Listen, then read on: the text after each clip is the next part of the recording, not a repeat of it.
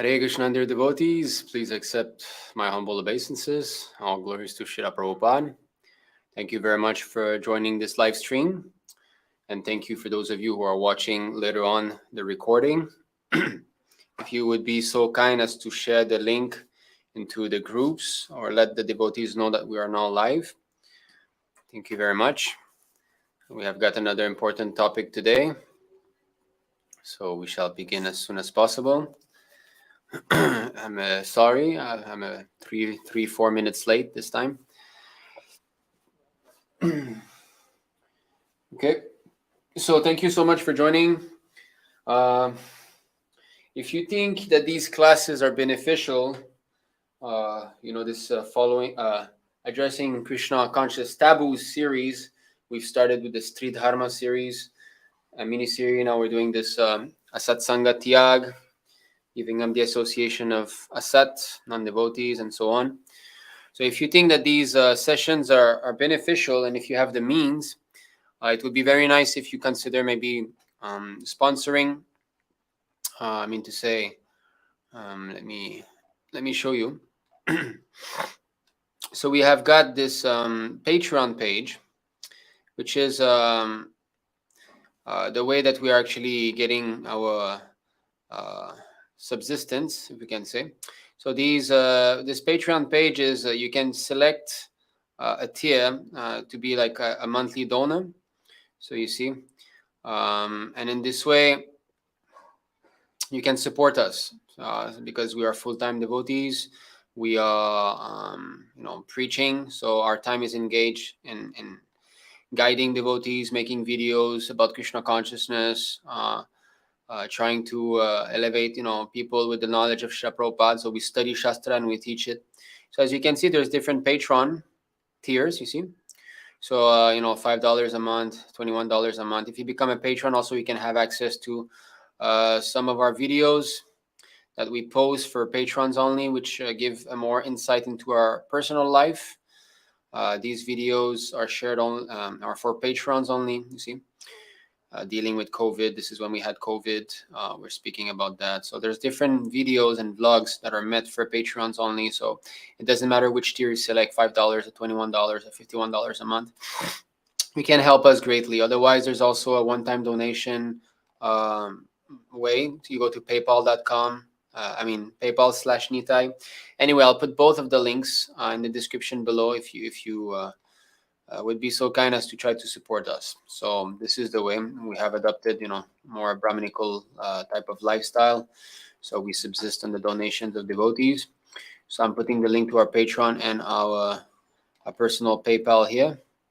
You can, if you have the means, it would be nice if you could donate. Okay, so today we will be starting to speak about this topic, which is eating outside food.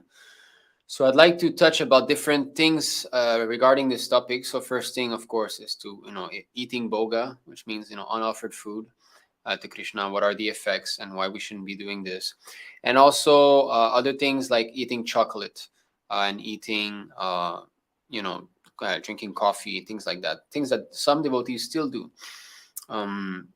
So we'll try to show some of the teachings of Srila Prabhupada concerning this, and we hope that we can all benefit from this.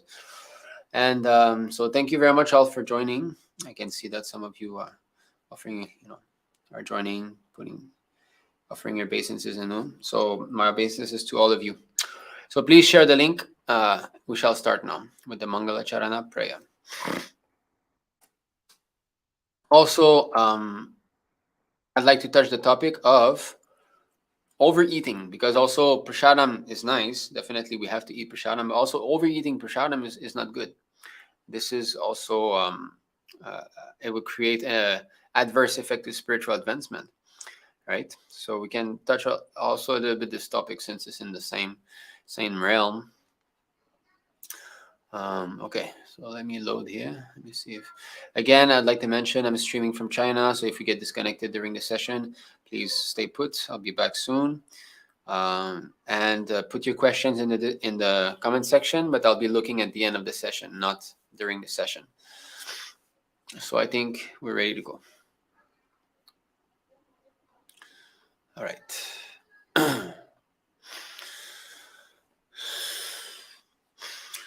Om Jnanatimirandasya Gyananjala Shalakaya Chakshurunmilitam Yena Taismai Shri Gurave Namah Shri Chaitanya Manobishtam Stapitam Yena Bhutale Swayam Rupa Kadamahim Tadati Swapatantikam Vandeham Shri Guruho Shri Yuta Padakamalam Shri Gurum Vaishnavamscha Shri Rupam Sagrajatam Sahagana Raghunantam Vitamtam Sajivam Sadvaitam Savadutam Parijanam Sahitam Krishna Chaitanya Devam Shri Radha Krishna Padam Sahagana Lalita Shivishakam Vitam Nischa He Krishna Karuna Sindhu Dina Bandho Jagatpate Gopisha Gopika Kanta Radha Kanta Namostute Tapta Kanchana Gaurangi Radhe Vrindavaneshwari Vrishabhanu Sute Devi Pranamami Haripriya Vanchakalpatarubhischa Kripa Sindhubhyeva cha Patitanam Pavanebhyo Vaishnavebhyo Namo Namo Namo Vishnu Padaya Krishna Prishtaya Bhutale Shrimati Bhaktivedanta Swamini Namine Namaste Saraswati Devi Gauravani Pacharine Nirvishesha Shunyavadi Paschacha Dishatarine Jai Shri Krishna Chaitanya Prabhu Nityananda Shri Advaita Gadadhar Shivasari Gaur Bhaktuninda Hare Krishna Krishna Krishna Hare Hare Hare Rama Rama Rama Hare Hare. Okay, thank you very much for joining this session.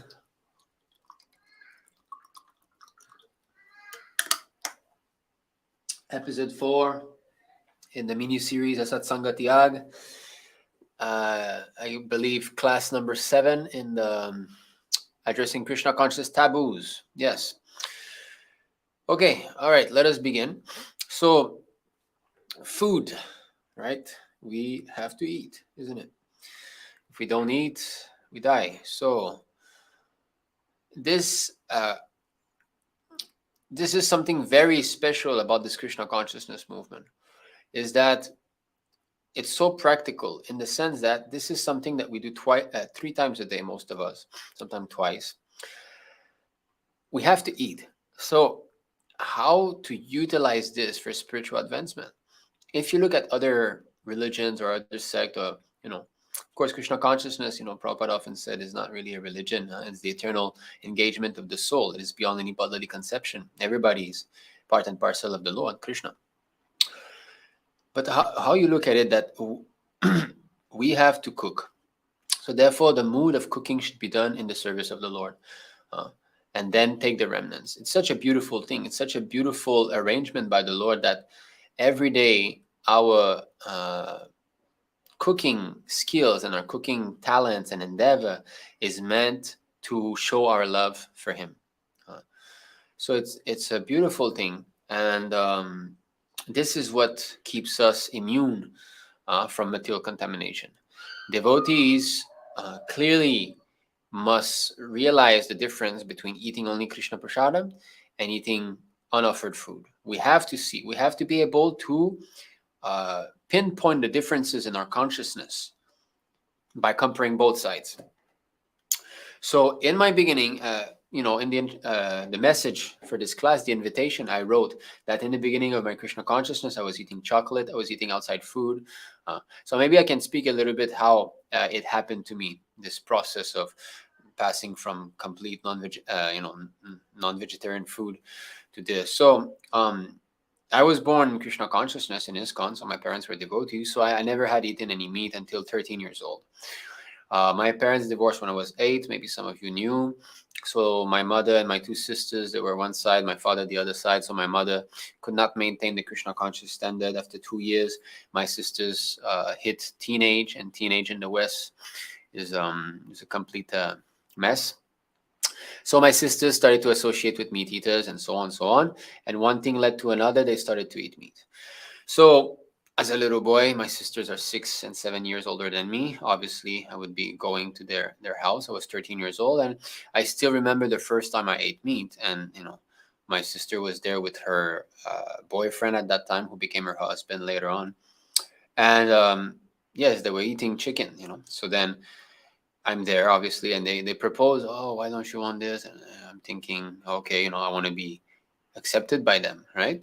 So this is the thing. What is serving someone means pleasing the person. I try to understand that. Serving someone means to try to please the person.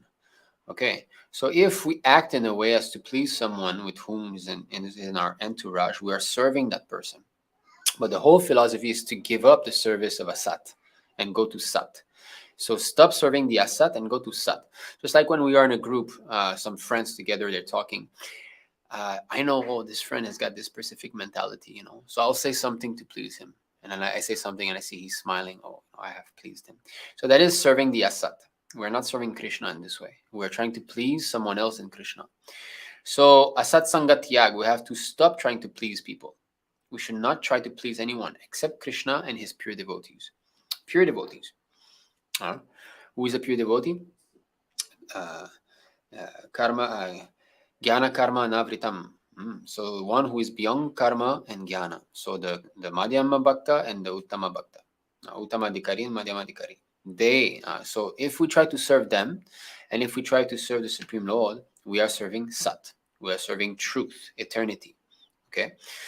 So that would be beneficial to spiritual advancement. But anyone else, even some Kanishta Nikari who are contaminated, who still like to drink coffee and so on, that would be Asat. So I was there and I wanted to please them. So I became Asat-saṅga, right? I associated with the Asat and I started to eat meat. So I started to eat meat at the age of 13 years old, all the way to the age of 24, I believe, in China when I started my Krishna Conscious journey. So in the beginning, this understanding that you should not eat meat was not very strong in my mind. I'm going to speak about this because I know that many of you have gone through the same thing, or maybe even are going through the same thing now. So when I started my Krishna Conscious journey, I was on my own. I had Prabhupada's Bhagavad Gita and I had some beads. So I would simply read and chant. But all my bad habits were still there. At that time, I was still smoking ganja, marijuana. For those of you who know, in the West, this is something very common. Everyone smokes that. In Canada, they made it legal, Anyway, so I was smoking this ganja and I was relatively addicted to it, basically because it reduces the stress, but then the stress comes back later on, so it's definitely not a solution. And plus it damages your cells, your brain cells and so on. So it's definitely not something that should be done. It has some medical use though.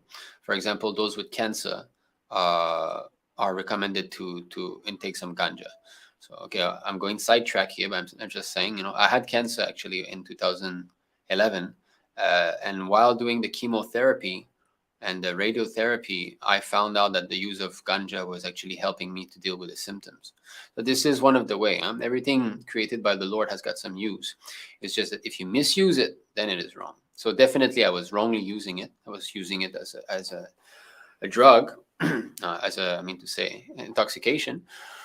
So in my beginning, first thing I gave up, I would say, was listening to karmi music. It was relatively easy for me to give that up, as there were so many nice bhajans that I found. So I managed to give this up. I was listening to bhajans. Then I managed to give up alcohol. That was the next thing. I was never a big drinker, but I managed to give that up.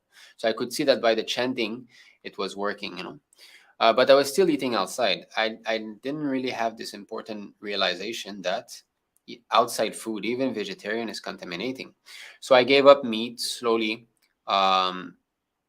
Actually, no, I had not given up meat at that time. And I remember I was chanting on the seaside in Zhuhai. This is the city I used to live in China. And I was chanting my rounds like that. And at one point, I was thinking that, what is it that I'm not capable of advancing spiritually? What is the matter? So I'm in the middle of the class. Okay, please excuse me.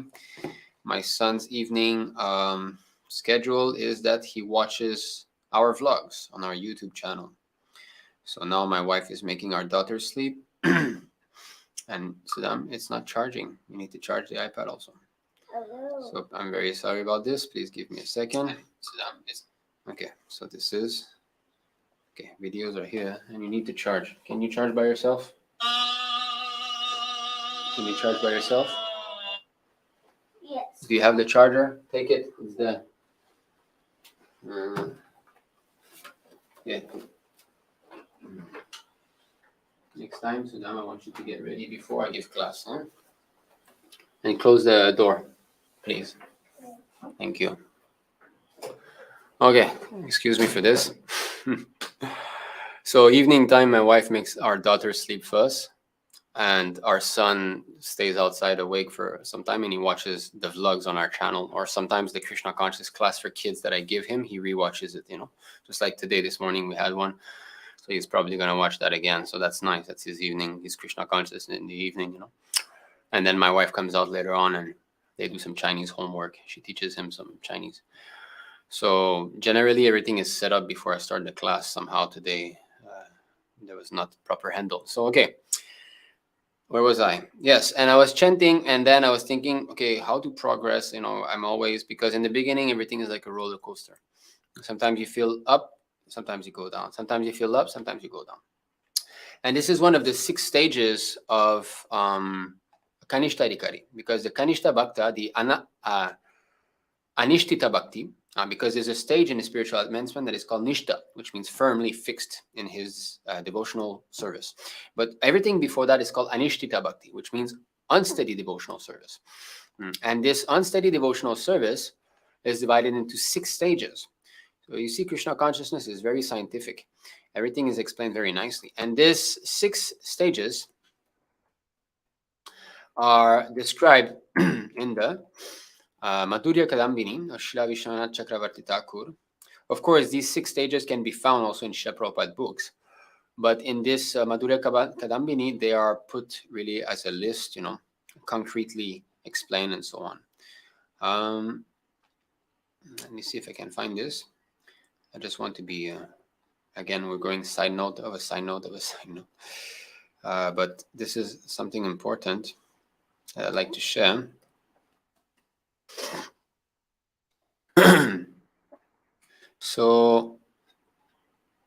So one of those stages is called, I believe, Uggaratarana. I think that's the Sanskrit name.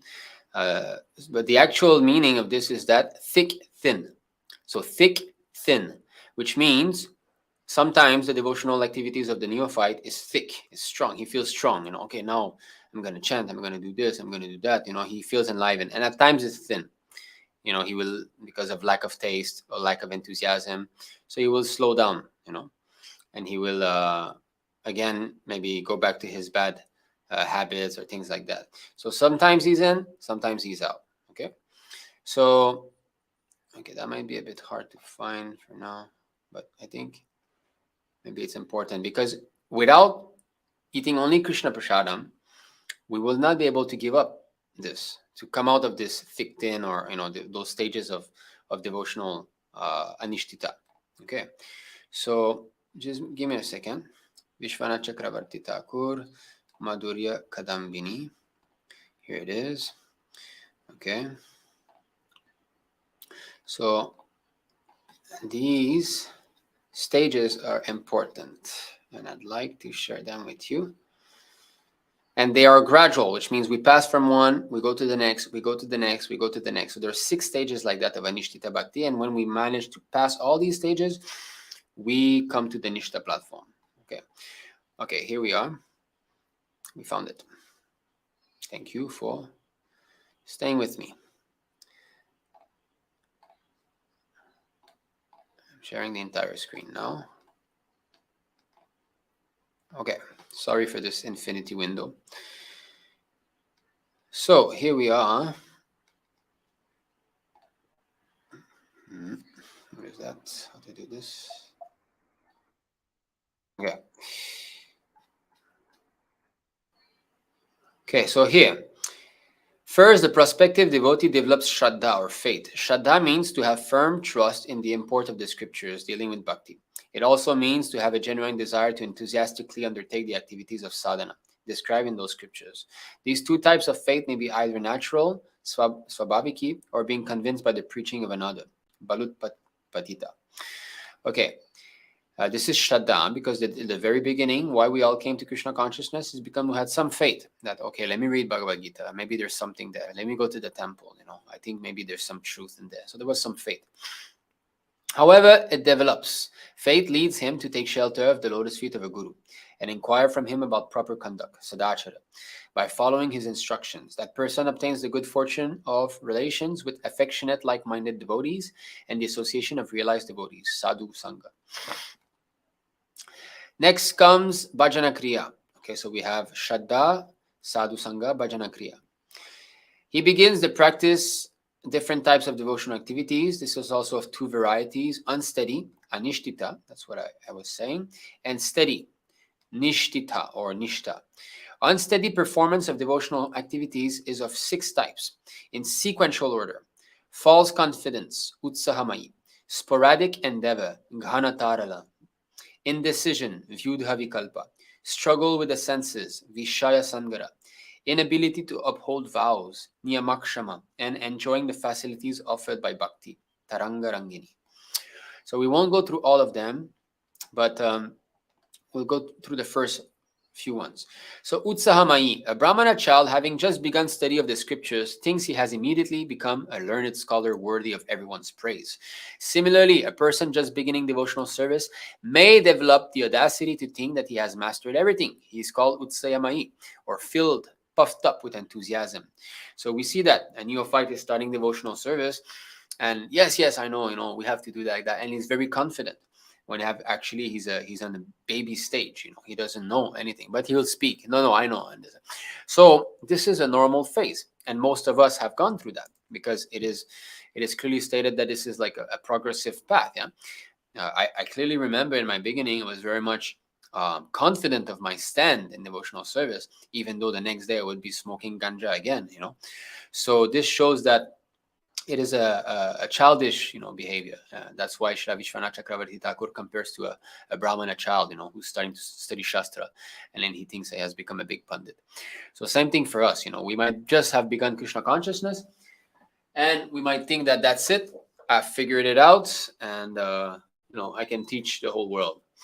So that's why we have to be very those of us who are more advanced preachers, who have taken more responsibility in the preaching field and in the whole movement, we have to be tolerant with puffed up neophytes, because it's something that is natural. It's not that we were not there, and it's not that it's their fault. We're trying to become disconnected from a bad nature of being, trying to be the enjoyer in this material world for billions of lifetimes. So we have to tolerate, right?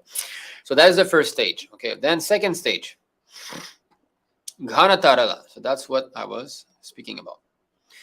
The same child sometimes becomes diligently engaged in his studies, and yet at other times, because of inability to understand the scriptures and lack of real taste, becomes negligent. In the same way, a new devotee will sometimes practice the different activities of devotional service and sometimes neglect them, being sometimes assiduous and at other times negligent. His endeavor is called ghanatarala, condensed, dilute, or thick, thin. So this is exactly what I was saying, is that in the beginning, we might say, okay, I will chant 16 rounds now, and next day we're not capable of doing it. So sometimes it's up, sometimes it's down. It's like a roller coaster. And it was really like that for me in the beginning, because I did not have any strong association. Until I came in touch with His Grace Sundar Gopal Prabhu and Tadvavid Prabhu. I still remember. I met His Grace Sundar Gopal Prabhu, Shriman Tadvavid Das Brahmachari, and Shriman Mahaprabhu Adhikari. At that time, he was still Brahmachari. So that who else was there also? His Grace Raghupati Prabhu at that time was still with us. So we were, they came to China, and this is when I met them, So from that point onwards, I could feel that, yes, now I'm starting to make some real progress. But before that, I was up and down always. So that day I was on the beach, and I was, okay, before I continue this, I think some of you might be curious as to what the others are. So we'll read one more. Okay, no, this one is about renouncing family life. we'll speculate, oh, I should go to Vrindavan, I should leave my wife, and this and that. So in this way we are. Okay, no, we're not going to dwell in this. These two are important, being puffed up and sometimes being very assiduous and sometimes not. So we have to remember these two. So, okay, so I was on the beach and I was chanting, and then I thought of meat, and all of a sudden I wanted to vomit.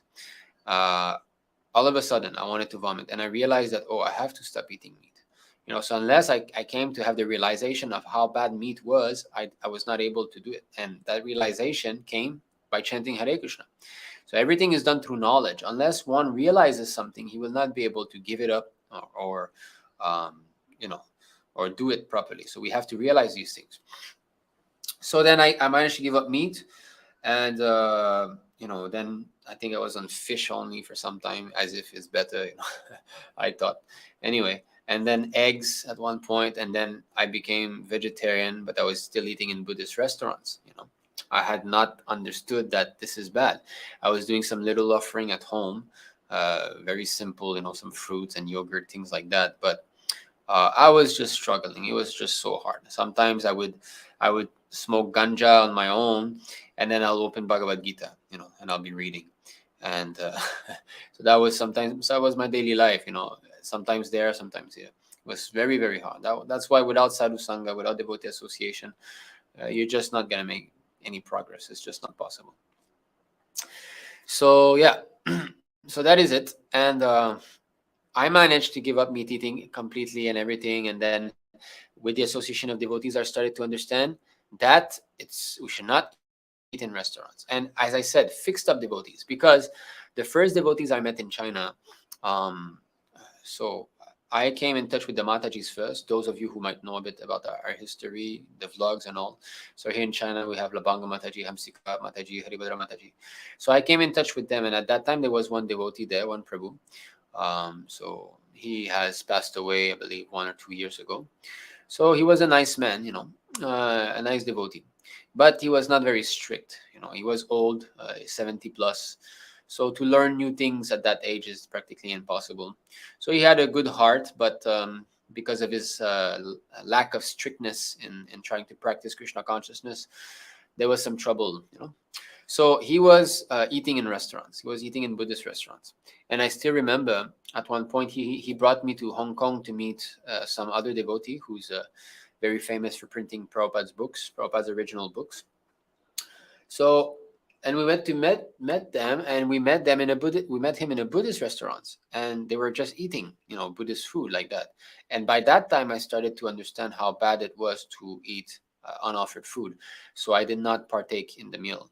I just ate some fruits there. But this is the thing: if we associate with devotees who are easygoing and eating outside, then how will we make any progress?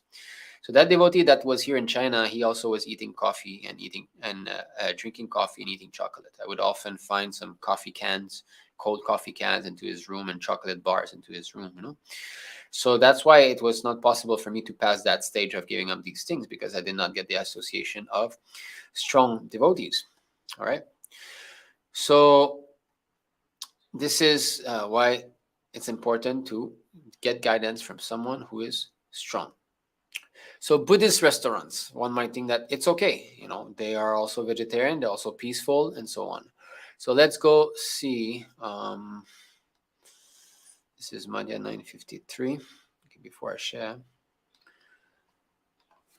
So Prabhupada books, Chaitanya Charitamrita, Madhya Lila, chapter 9, text 53. Let me share just the tab. Oh, sorry. Okay, here we are. All right.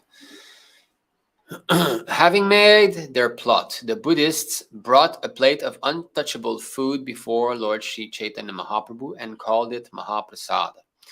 So here there was some unscrupulous Buddhist.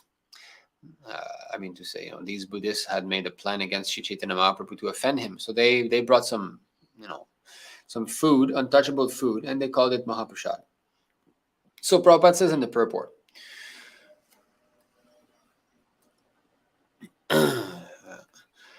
the word apavitra anna refers to food that is unacceptable for a Vaishnava. In other words, a Vaishnava cannot accept any food offered by an Avaishnava in the name of Mahaprasad.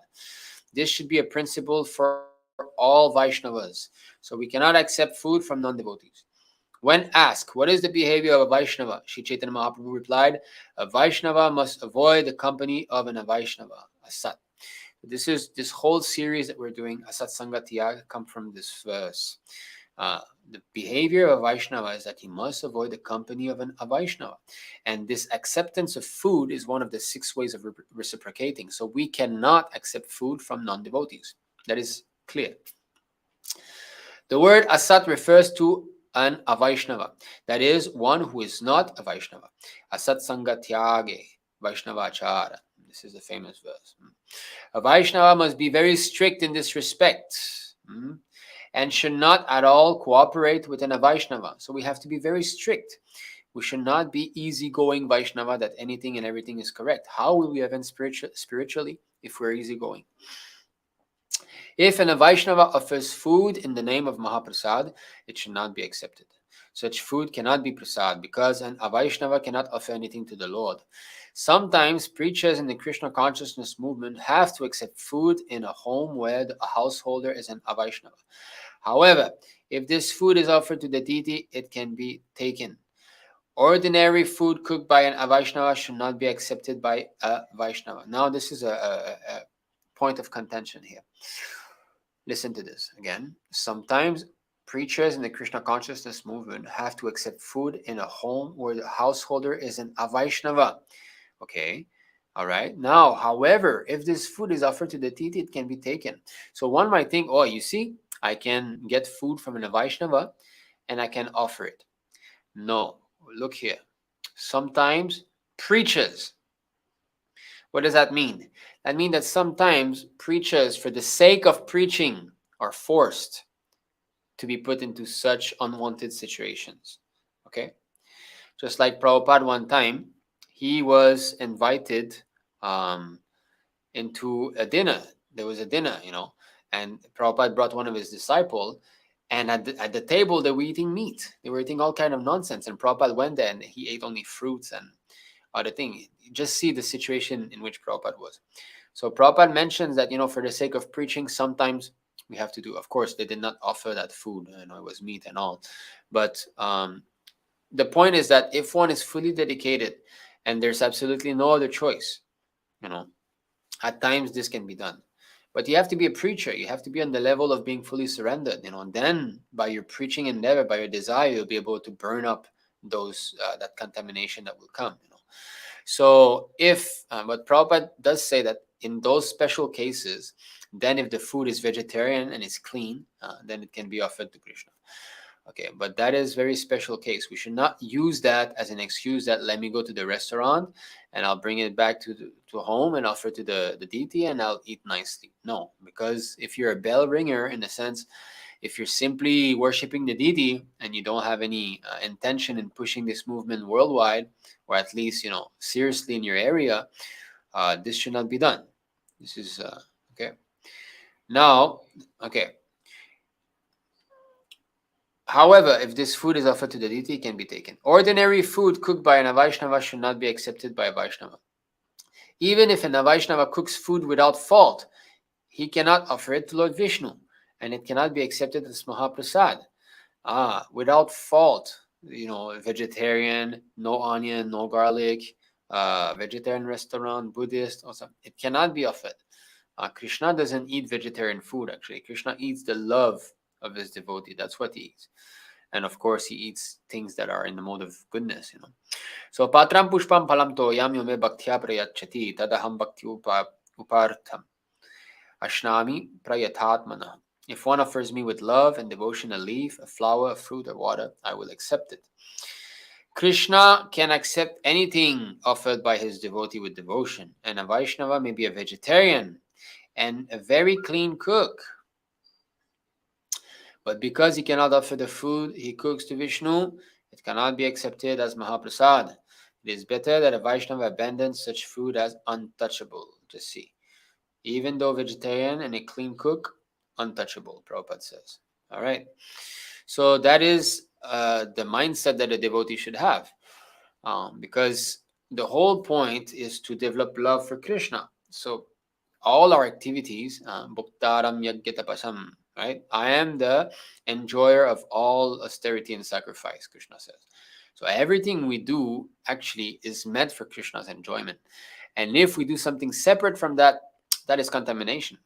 And it's still going to keep us here in the material world. So and actually, if you simply focus on serving the Lord, if we manage to come to that platform, which I'm not, obviously, I'm speaking to purify myself. But if we manage to come to this platform of everything we do simply for the pleasure of the Lord, we will get, whatever we need. Just like if you cook with devotion for Krishna, definitely you'll want to make nice things, right? There's no such thing as devotion and ugly offerings. I mean, it might be not look so nice, but if, taste and love is put in it, that is the importance. So if you're cooking nicely for the Lord, then who's going to eat it afterwards? You take it, right? Because Krishna doesn't touch it. I mean, he eats it, but it's still there. So you are going to be taking it. So there's no need for a separate thinking of, oh, what shall I eat? What nice thing I shall prepare for my tongue? You don't have to. We don't have to think like this, because naturally you'll have all this later on. So if we simply focus on serving the deity at home and offering nice dishes, we will naturally get a good food stuff afterwards, right? So that is one point. So okay, now moment, close this. Okay. So this is it. So Buddhist restaurant, no, forget about that. Okay, this is not proper, because after all, even Buddhists are thieves. Yes, even Buddhists are thieves, even though in modern day they are proclaimed as very pious people. But still, you're not accepting. I mean, of course, it's better than the normal karmis. They're causing much less disturbances to society, right? And they're more peaceful. That's a fact. And vegetarian, they're not killing animals. So there's good principles. It's not that we, but you're still taking without saying thank you, right? If I come to your house and I'm very peaceful and I walk very peacefully and I don't push or break anything, but still I take your fruit and I peacefully walk out. And you can say I'm peaceful, but I'm still a thief. I'm a peaceful thief. All right. So it's the same thing, because Krishna clearly says in Bhagavad Gita, here it is, that okay, so yes, this is 3:10, Bhagavad Gita, chapter 3, text 10. So, in the beginning of creation, the Lord of all creatures sent forth generations of men and demigods, along with sacrifices for Vishnu, and blessed them by saying, "Be thou happy by this yajna," sacrifice, because its performance will bestow upon you all desirable things. The meaning of this is, in the beginning, when the Lord created this material world, he sent different men and demigods, okay, and sacrifices for Vishnu. So to cook boga and offer to Vishnu is a sacrifice. Sacrifice means what? Pleasing Vishnu or pleasing God. That is a sacrifice. Okay. In modern day sacrifice, they think it only means killing animals. So some sacrifice in Vedic time, there was some sacrificing animals, but those animals would gain a new life. They would not die actually. It was to test the mantra. So it means to please Lord Vishnu. So this offering of boga to the Lord with love and devotion is a sacrifice. So Krishna arranged this system. He made this system, okay? And he blessed us by saying, "Be thou happy with this yajna." Just like we're all happy having a nice meal of prasadam, right? In a feast, everyone is happy. So Krishna has bestowed his blessing of being happy by performing this sacrifice, because its performance will bestow upon you all desirable things. Yes. If we follow this act of sacrifice established by the Lord, how he's teaching, you perform yajna, you'll get the rain. By the rain, you'll get your crops and grains. With this, you'll have so much variety of food, grains, vegetables, fruits. You'll be able to cook nice meals, and you'll all be happy. And if everybody has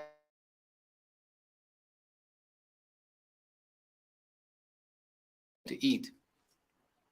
So Krishna says this, the demigods, being pleased by sacrifices, will also please you.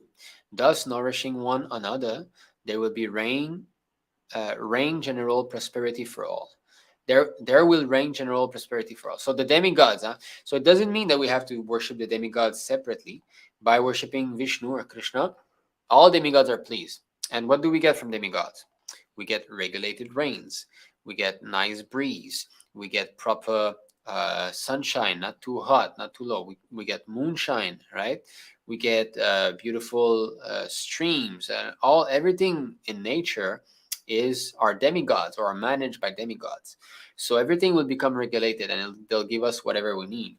And Sarasvati will be pleased with us. She will give us opportunity for making money, right? So everything will be arranged nicely if we worship the Supreme Lord Vishnu properly. But then, okay, in charge of the various necessities of life, the demigods being satisfied by the performance of yajna, sacrifice. So we can understand that because the demigods are devotees, when we offer bhoga to Krishna, they are also becoming satisfied. So also the Vedic mantras where they used to pour ghee into the Vedic fire and so on and do these different yagyas, the demigods get their shares. We often hear that in Vedic literatures, the demigod get their shares of sacrifice. What does that mean? So they have some enjoying objects of enjoyment also. I've read in one of the Upanishad, I believe, at one point that this, when you offer grains, you throw grains into the fire, you throw ghee into the fire. So this creates celestial smoke. Okay, this smoke is celestial and it goes up and it transforms. And it's very scientifically described how this smoke comes in touch with different elements and then goes to the planet of the demigods. And in this way, the demigods will be getting objects of enjoyment. For example, Indra, he has got hundreds of thousands of maidens. Hundreds of thousands of maidens. So this smoke will be transformed maybe into servants or into objects of enjoyments, like a new airplane and things like that. So there's a very scientific arrangement behind all of this. Okay. Now, where was I? Yes.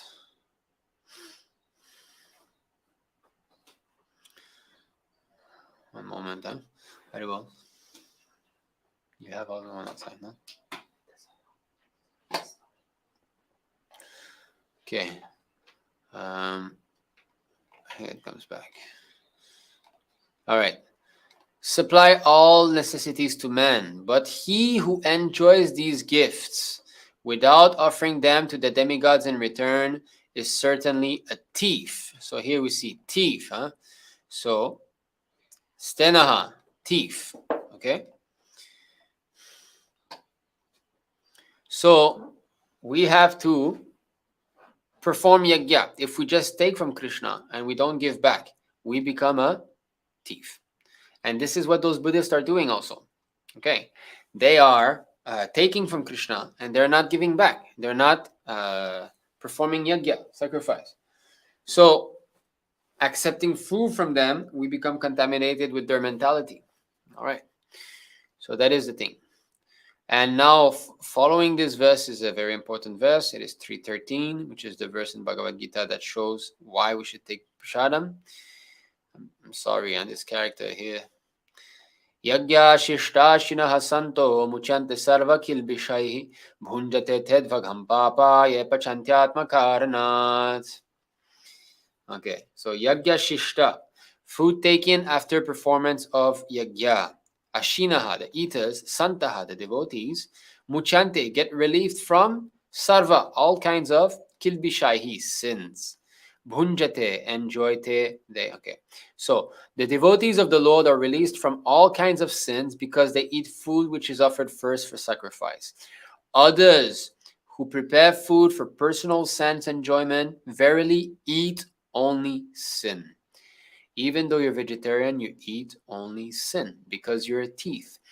And if you're a thief, why would the government protect you from the laws, right? You're a thief, you have to suffer your own, the result of your own action. So similarly, Krishna will not protect someone who's a vegetarian from what he's doing bad. And what is he doing bad? The laws of karma are so subtle, but we can see this at least. Vegetables are still living entities. No one has the right to kill any living entity, actually. We should not at all kill any living entity. So what is the remedy for that? The remedy is this, is to try to perform activities for pleasing the Lord, and he will take away. He will take away that. Okay, you're supposed to be punished for, like killing a tomato plant or potato and so on, you have to be punished because you're killing a living entity. But you have offered to me, don't worry, I will even help that living entity that is in that plant. That is the beauty, is that when we offer everything to Krishna, not only Krishna will accept and remove the sins that we're supposed to get, but he's going to be helping all those living entities that have been put into the offering. So if we take a flower from a flower tree, that flower tree is benefited. We should not doubt this. Krishna is willing to give mercy very easily. Very easily. It's not hard to become a devotee. We make it hard. It's us who are not willing to. Okay, so so offering from our gardens, tomatoes and so on, the plants are benefited. Okay, so he takes away. But if I don't do that, then whatever sin is there, you must take. And you're contributing to so many things. You're first of all, you're contributing to the whole misconception to think that we are the enjoyer. Right? And everybody that sees you or follows you know also that this person is also eating for his own pleasure. So you're contributing to the whole machine that is keeping the conditioned souls in this material world.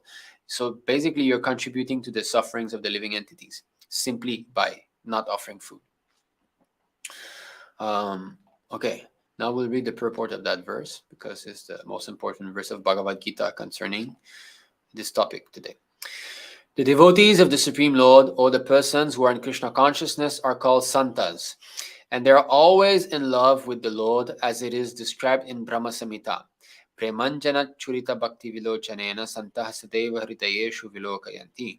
The santas, being always in a compact of love with the Supreme Personality of Godhead, Govinda, the giver of all pleasures, or Mukunda, the giver of liberation, or Krishna, the all-attractive person, cannot accept anything without first offering it to the Supreme Person. That should be the aim. We should come to that point that I'm not going to take this because it's not been offered to Krishna. So even for snacks, right? Sometimes someone might buy snacks outside. So we should stop this. We should come to the point that why should I take this? And because it's not been offered to the Lord. And that will come only when we develop some love for the Lord. Therefore, such devotees always perform yagyas in different modes of devotional service, such as Shravanam, Kirtanam, Smaranam, Archanam, etc. And these performances of yagyas keep them always aloof from all kinds of contamination of sinful association in the material world. Others who prepare food for self or sense gratification are not only thieves, but are also the eaters of all kinds of sins. How can a person be happy if he is both a thief and sinful? It is not possible. Therefore, in order for people to become happy in all respects, they must be taught to perform the easy process of Sankirtana Yagya in full Krishna consciousness. Otherwise, there can be no peace or happiness in the world. Otherwise, there can be no peace or happiness in the world. So we are convinced that no one is happy in this world. We are convinced because Shastra says so. And Krishna says also, there can be no, you see, later on, a few verses later, he says, yeah, my dear Arjuna, a man who does not follow this prescribed Vedic system of sacrifice certainly leads a life of sin. For a person delighting only in the senses lives in vain. So their lives are in vain. They're only trying to gratify their senses and they're never satisfied. They'll eat a nice pizza in the restaurants. Oh, so nice.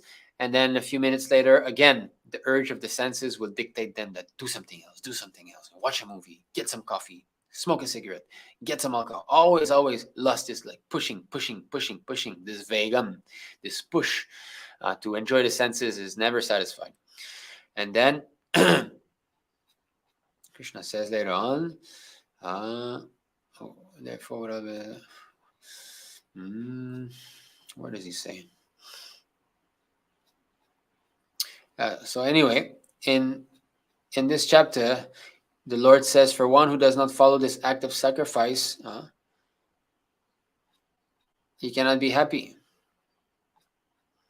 So, yeah, okay. Anyway, so that's it. So this is the whole point. Eating Krishna Prasadam is a must for a fixed up devotee, for one who's actually serious in advancing spiritually. For those who are not serious, that's another thing. But Even those who are there who are not serious, we have to give up their association too, even though they're devotees. So that devotee who I said that I met first here in China, that Prabhu who has left his body now, I remember one time we had moved to a new place, a new temple. So I said, here's a nice place, right? And he said, yeah, but there's no Pizza Hut nearby. Those were his words.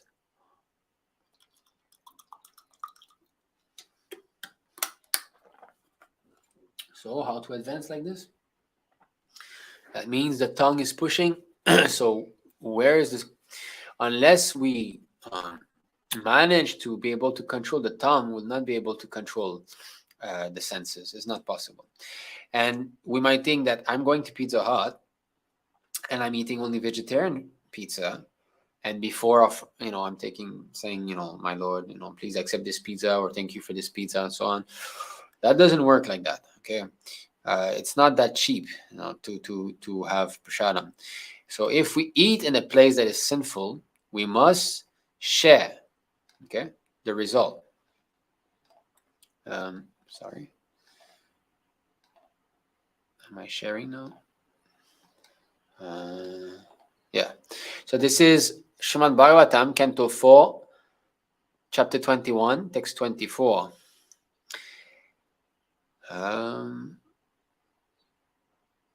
Okay, that's an important, we can read a translation also. The point is in the purport, but any king who does not teach his citizens about their respective duties in terms of varna and ashrama, but who simply exacts tolls and taxes from them, is liable to suffer for the impious activities which have been performed by the citizens. In addition to such degradation, the king also loses his own fortune. So, of course, this is off topic, but we can just understand how modern day leaders are going to hell for sure, because they are liable. They are not teaching about varna and ashrama. Who's teaching about this nowadays?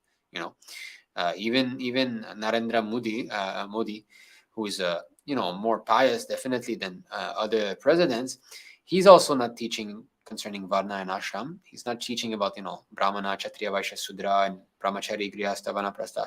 So if he's not doing even, and he's a Indian president, and what to speak of others? So definitely it is a very dark future for them, because they're simply getting the taxes and they're not helping them. So he has to take the impious activities. He has to share 1/6 actually of all the impious activities committed by the citizen. He has to take. Just imagine. Huh? Anyway, so in the purport, Prabhupada speaks on how the laws of nature are very subtle. Okay, so the laws of nature are very subtle. For example, if one eats in a place which is very sinful, he shares in the resulted reactions of the sinful activities performed there. You see? So you might say, I eat only vegetarian food in that place. Well, you share in the activities of the killing that is going on, all the meat and so on. It is a Vedic system, therefore, for a householder to call Brahmanas and Vaishnavas to eat at ceremonial performances in his house, because the Brahmanas and Vaishnavas can immunize him from sinful activities. But it is not the duty of rigid Brahmanas and Vaishnavas to accept invitations everywhere. There is, of course, no objections to taking part in feasts in which prasad is distributed. There are many subtle laws which are practically unknown to people in general, but the Krishna Consciousness movement is very scientifically distributing all this Vedic knowledge for the benefit of the people of the world. Yes. So we cannot understand how these laws work. They're so subtle. We should not try to test that. It's okay. No, it's not okay. I was reading at one point in some Purana or many Manu Samhita, why I'm reading other scriptures at times is because I'm doing some videos sometimes, and I, like the Dr. Zakir Naik video that we've made, people who will be watching that don't have much faith in the Puranas, and therefore sometimes we have to dig into Upanishads and so on to bring more strength to our arguments. So anyway, so in that scripture that I was reading, it was saying that if you walk next to a person side by side, you will get his association. You will get some of his sins. If you breathe the air that he has breathing, in a lift, closed lift, someone is breathing out some air, right? And you're breathing the air that was in his lungs. You get some of his sins. If you look at him, so these laws are extremely subtle. It's very, very hard to understand how all this is going on, but it is going on. We are contaminated simply by being near these people. One of the Goswamis said we should not even look at their face, just what to speak. Of course, it's not that we should be rude. We should be nice and kind. But if there's no purpose, we should not look at them just for the sake of looking what they're doing or what. If I'm just looking at what this person doing and he's engaged in sense gratification, I associate with him, very subtle. So there should be a strictness, and I don't want to be accepting anything from them. Okay. So now we come to maybe one of the most important verse that we'll be reading today. This is from the CC. So Chaitanya Charitamrita, Antya Lila, chapter 6, text 278. This verse is often quoted also by His Grace Sundar Gopal Prabhu. When one eats food offered by a materialistic man, one's mind becomes contaminated. And when the mind is contaminated, one is unable to think of Krishna properly. You understand that? So when we eat food that is not prasadam, our mind becomes disturbed and contaminated, agitated. When the mind is contaminated, we cannot think of Krishna properly. You can do the tests even. You can do the test. Let's say you chant all your rounds nicely. Of course, I'm not telling you to test that. It's not a good test to do. But you can observe. If somehow or other it happens, you can observe. Let's say you do everything nicely. You chant your 16 rounds, okay, Krishna Prasad, and you feel good, You feel that I want to read Prabhupada books and so on. And somehow or other, let's say you're eating boga or you're eating a snack from outside, like some chips or anything. Just see how you feel the next moment, how your mind becomes agitated. The lust is there, enjoyment, the mind starts to, I want more, go do something else, maybe go watch a movie or something. Then the suggestions come. And you won't feel that peacefulness and that joy of reading Prabhupada books anymore. It will vanish. It will vanish. And there's an important verse concerning that where it is said that sense enjoyment or thinking of sense enjoyment even is like the tall grass surrounding a pond. Sometimes there's those very tall grass. And that the Krishna consciousness of the living entity is like the water in the pond. So the more these grasses are tall and strong, in other words, the more we have material desires in the heart, the more these will be sucking away our Krishna consciousness. And we'll just feel no taste. It will be, again, the same thing as in the beginning. So why sometimes we're like this, why I got no taste today, I don't feel like worshiping the deity. I'm chanting my rounds. It's all a mess. And then why? Because sense gratification was performed. That is the cause. That is the cause. And sometimes we might not be able to pinpoint, what did I do? But we should be able. How? Just like this white cloth. Okay. If there is one little mark, black mark, immediately, we can see, there's a mark there. So the meaning of that is that our mind should become like a white cloth. The three modes of material nature, especially Rajaguna and Tamaguna, they should be eliminated more and more and more so that our mind becomes like a white cloth. So that when a mark is done, we can see it immediately and we can understand the cause, right? Just like if someone comes and immediately I know the cause. Hey, what did you do? What did you do here? I know the cause. But if my shirt is full of different marks of different colors, and there's so many people who, then how do I know who wrote what? And how do I know, the changes? I cannot see because already it's so colorful. So someone whose mind is too much in the mode of passion and too much in the mode of ignorance, when there's a contamination of the mode of passion of ignorance, he will not be able to notice because he's already there, right? So just like if you're in a 50-degree environment, it's so hot, and I put a lighter next to you, you won't feel anything. But if you're in a cold place and lighter comes, immediately you feel. So you feel the changes. Another example, if there's a very calm lake, very peaceful, nothing is there, and immediately someone throws a stone, you threw the stone, there's agitation here. But if it's the ocean with so many waves and you threw a stone, what is the difference? No difference at all. So the more a devotee advances spiritually, the more his mind becomes purified. The more his mind becomes purified, the more he will be able to notice those subtle changes in the mind. Yeah, wait a second, what happened? And then he can trace back. Okay, I woke up this morning, I chanted my rounds, and oh, okay, I chanted my round looking at the computer. I chanted one round looking at the computer. Okay, that's the cause. So he will be able to find out the exact cause as to why he has lost maybe some taste for his service. Exact cause. There's a nice example with Srila Sanatana Goswami, I believe, with Rupa Goswami. So one of them was, seeing the pastimes of the Lord. So he was meditating on the pastime, he was seeing the pastime, and he was laughing, in the pastimes. So he was smiling and laughing. And at that time, there's one holy man who passed by, a devotee who passed by, who was, I believe, hunchback. He had some deformation. So he thought that this man is laughing at me. So he became offended. So later on, that Goswami, so Sanatana Rupa, I'm sorry if I forgot, he revealed his mind to the other Goswami. He said, now I'm not capable of seeing the pastimes of the Lord. I don't know what happened. So the other Goswami said, you must have committed Vaishnava Parad. So what can I do? Well, you should know who you committed offense to, and you should. So what you should do, you should organize a feast. You invite all the holy men in Vrindavan, all the devotees, all the saintly persons, and the person who does not come is the person you have offended. So they did so, and they realized who had not come, and he went and I believe he offered obeisances. I don't want to speculate, but he fixed the offense, and in this way, he again started to see the pastimes of the Lord.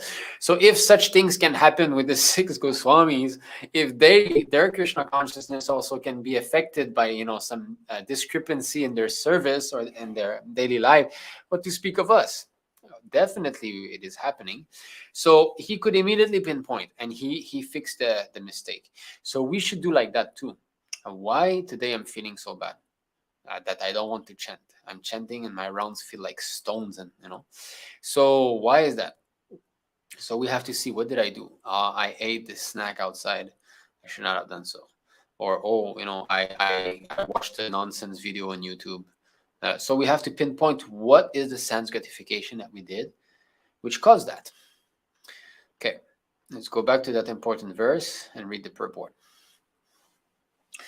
Srila Bhaktisiddhanta Saraswati Thakur suggests that people who are materialistically inclined and sahajiyas, or so-called Vaishnavas, so we're speaking of devotees also here, and karmis, materialistic and devotees, but so-called, who take everything very casually, are both Vishayi materialists. Eating food offered by them causes contamination, and as a result of such contamination, even a serious devotee becomes like a materialistic man. Let's read that again. Even a serious devotee becomes like a materialistic man. Just see. So-called Vaishnavas who take everything very casually. Let's go eat to Pizza Hut. I bought some chocolate. Do you want some? Okay, so even a serious devotee becomes like a materialistic man. How dangerous it is. There are 6 kinds of associating: giving charity, accepting food, offering food, talking confidentially, and inquiring confidentially. One should very carefully avoid associating with both the sahajiyas, who are sometimes known as Vaishnavas, and the non-Vaishnava or a Vaishnava. So these sahajiyas, we have tried to expose a bit their mentality and their nature and their qualities in the past session. A week ago, we had this no compromise theme, and we have spoken very strongly against the sahajiyas. So what is a sahajiya? We have spoken out in that session. A neophyte devotee who has got bad qualities and he's not willing to change, he's not willing to take guidance, he wants to continue into his bad habit, he's a sahajiya. That is how we recognize. He's not willing to advance further. Okay? So such sahajiyas, we have to be very careful. And I will even say that some of you might become upset maybe, but I have to say that this Facebook, we have to be very careful with talking with people on Facebook, even their devotees, because anyone and everyone can post anything, anyone and everyone can say anything, anyone and everyone can comment on anyone's other thing. So what is happening there? There is just fighting and fighting and fighting. I often say that Facebook is a platform for Kanishta Adhikaris and Sahajas. Of course, it's not that it's bad. If we want to see like pictures and videos sharing by other devotees, that's nice. But not that we start to write comments and argue. It's a waste of time. It is a way. This is not the way that this Krishna Katha is supposed to be happening. One person is speaking and others are listening. And sometimes the other person will be speaking and the same speaker the previous day will be listening. Just like the four Kumaras. It's not that there are four of them, right? So, but they choose one. Today, who will speak? And then he speaks and the three other listen. Not that, I'm the most learned, why should I listen? No. If you humbly listen, that I will learn something, because we all have different realizations, right?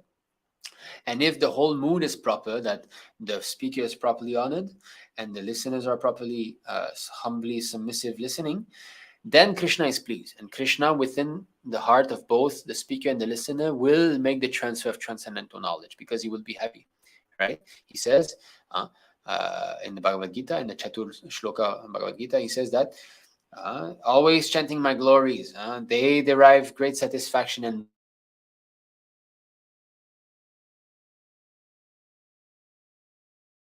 our Singapore temple, that we have a small Vyasa-san. Actually, it's not a Vyasa-san, it's a nice asan. But even if you call it Vyasa-san, we are representing Srila Prabhupada, who is representing Srila Vyasadev. So we have this nice seat with their back, and they say, why His Grace, why Sundar Gopal Prabhu is sitting on this, or why you can also sit on this. It's not that just us. You can sit on this, but you have to be qualified, right? And it is good to honor the person who speaks on Shrimad Bhagavatam. Is Shrimad Bhagavatam such a cheap thing? No, it's nice to offer a nice seat to the speaker. This is proper etiquette. Just like the Kumara, sometimes that Kumara will sit on the Vyasa-san. Sometimes the next day the other will sit on the Vyasa-san. Not that the three that are listening is brother, we're the same age, we're born together, why are you sitting? No, he's speaking on Bhagavatam, let him be elevated. So that is proper etiquette. That will be one of the future series, Vaishnava etiquette. Now we are in the Asat-saṅga. I think next one will be Vaishnava etiquette, and we'll deal with all these subtleties on how to act with one another in the Vaishnava world. Okay, let's finish this purport. And the non-Vaishnava, okay, their association changes the transcendental devotional service of Lord Krishna into sense gratification. And when sense gratification enters the mind of a devotee, he is contaminated. The materialistic person who aspires after sense gratification cannot properly think of Krishna. So there are devotees who are acting only, because those sahajas clearly cannot properly think of Krishna. Their mind is contaminated. It is aimed at sense gratification. Yet, there'll be big kirtan leaders, so-called kirtaniyas, right? And they'll give big classes, so-called classes. But they're nothing more than happy eaters, They're satisfied with eating a lot. So this is a materialistic mentality. So we have to be very careful. We cannot, okay? And the next verse, actually, is also very important. So Antya chapter 6, 279. When one accepts an invitation from a person contaminated by the material mode of passion, the person who offers the food and the person who accepts it are both mentally contaminated. Just see, we might think that this is special. This is different than material understanding. Like COVID. You got COVID, you invite someone, he gets COVID. Your position is not changing much. But here it says that no, if one is in the mode of passion and he's inviting someone, he also will increase his contamination. So materially speaking, if I'm sick, I give you the disease, it doesn't do anything to me. You are the only one suffering. But spirit, this mode of material nature works in a way that it will act as a staggering effect, which means I'm inviting you, I'm also increasing the mode of passion into my own heart, and because I'm contaminated, you become contaminated also. Okay. Srila Bhaktivinoda Thakur says that there are three varieties of invitations: those in the mode of goodness, those in passion, and those in ignorance. An invitation accepted from a pure devotee is in the mode of goodness. An invitation accepted from a person who is pious but materially attached is in the mode of passion. And an invitation accepted from a person who is materially very sinful is in the mode of ignorance. So the world now is filled mostly with this mode of ignorance association. Hey, come, Johnny, come to my house. We'll have a beer. And blah, blah, blah, blah. So they're only increasing their sinful activities, mode of ignorance. And oh, he's a very pious Hindu. Okay, come to my home and let's, if you go to his house, take his association, and then mode of passion. Let's worship Ganapati, let's worship that. Even though he's pious, but because he's materially contaminated with sense pleasure, it's also contaminating. Therefore, only a preacher can accept such invitations for the sake of preaching, because he's strong enough to give his association. He will not take, he will give. And that is what a preacher does. A preacher gives his association.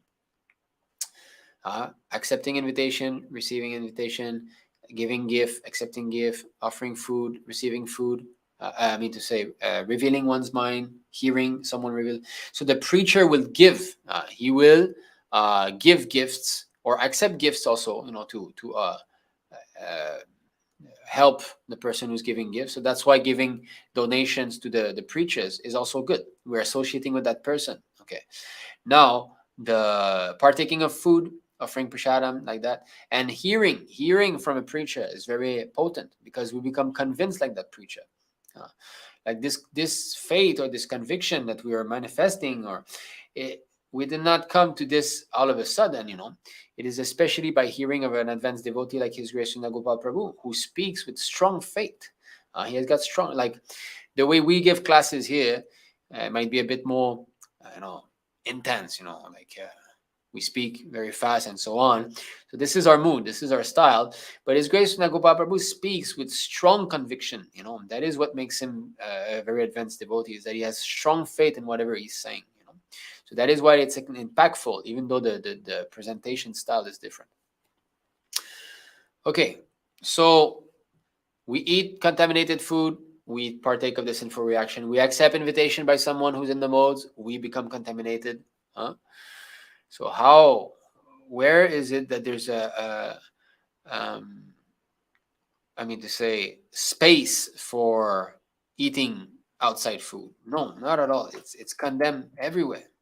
We are thieves, we are becoming thieves again. We're trying not to be thieves anymore. We're trying to become devotees, is it not? So that is our business. We have to stop this thieving mentality. We should stop to steal from Krishna. Everything should be engaged in his service. We have got another verse here, also from the Chaitanya Charitamrita, Antya Lila, chapter 3, text 101.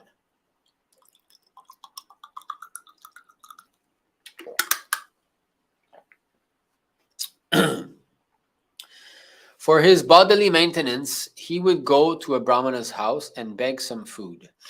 He was spiritually so influential that all the neighboring people worshipped him.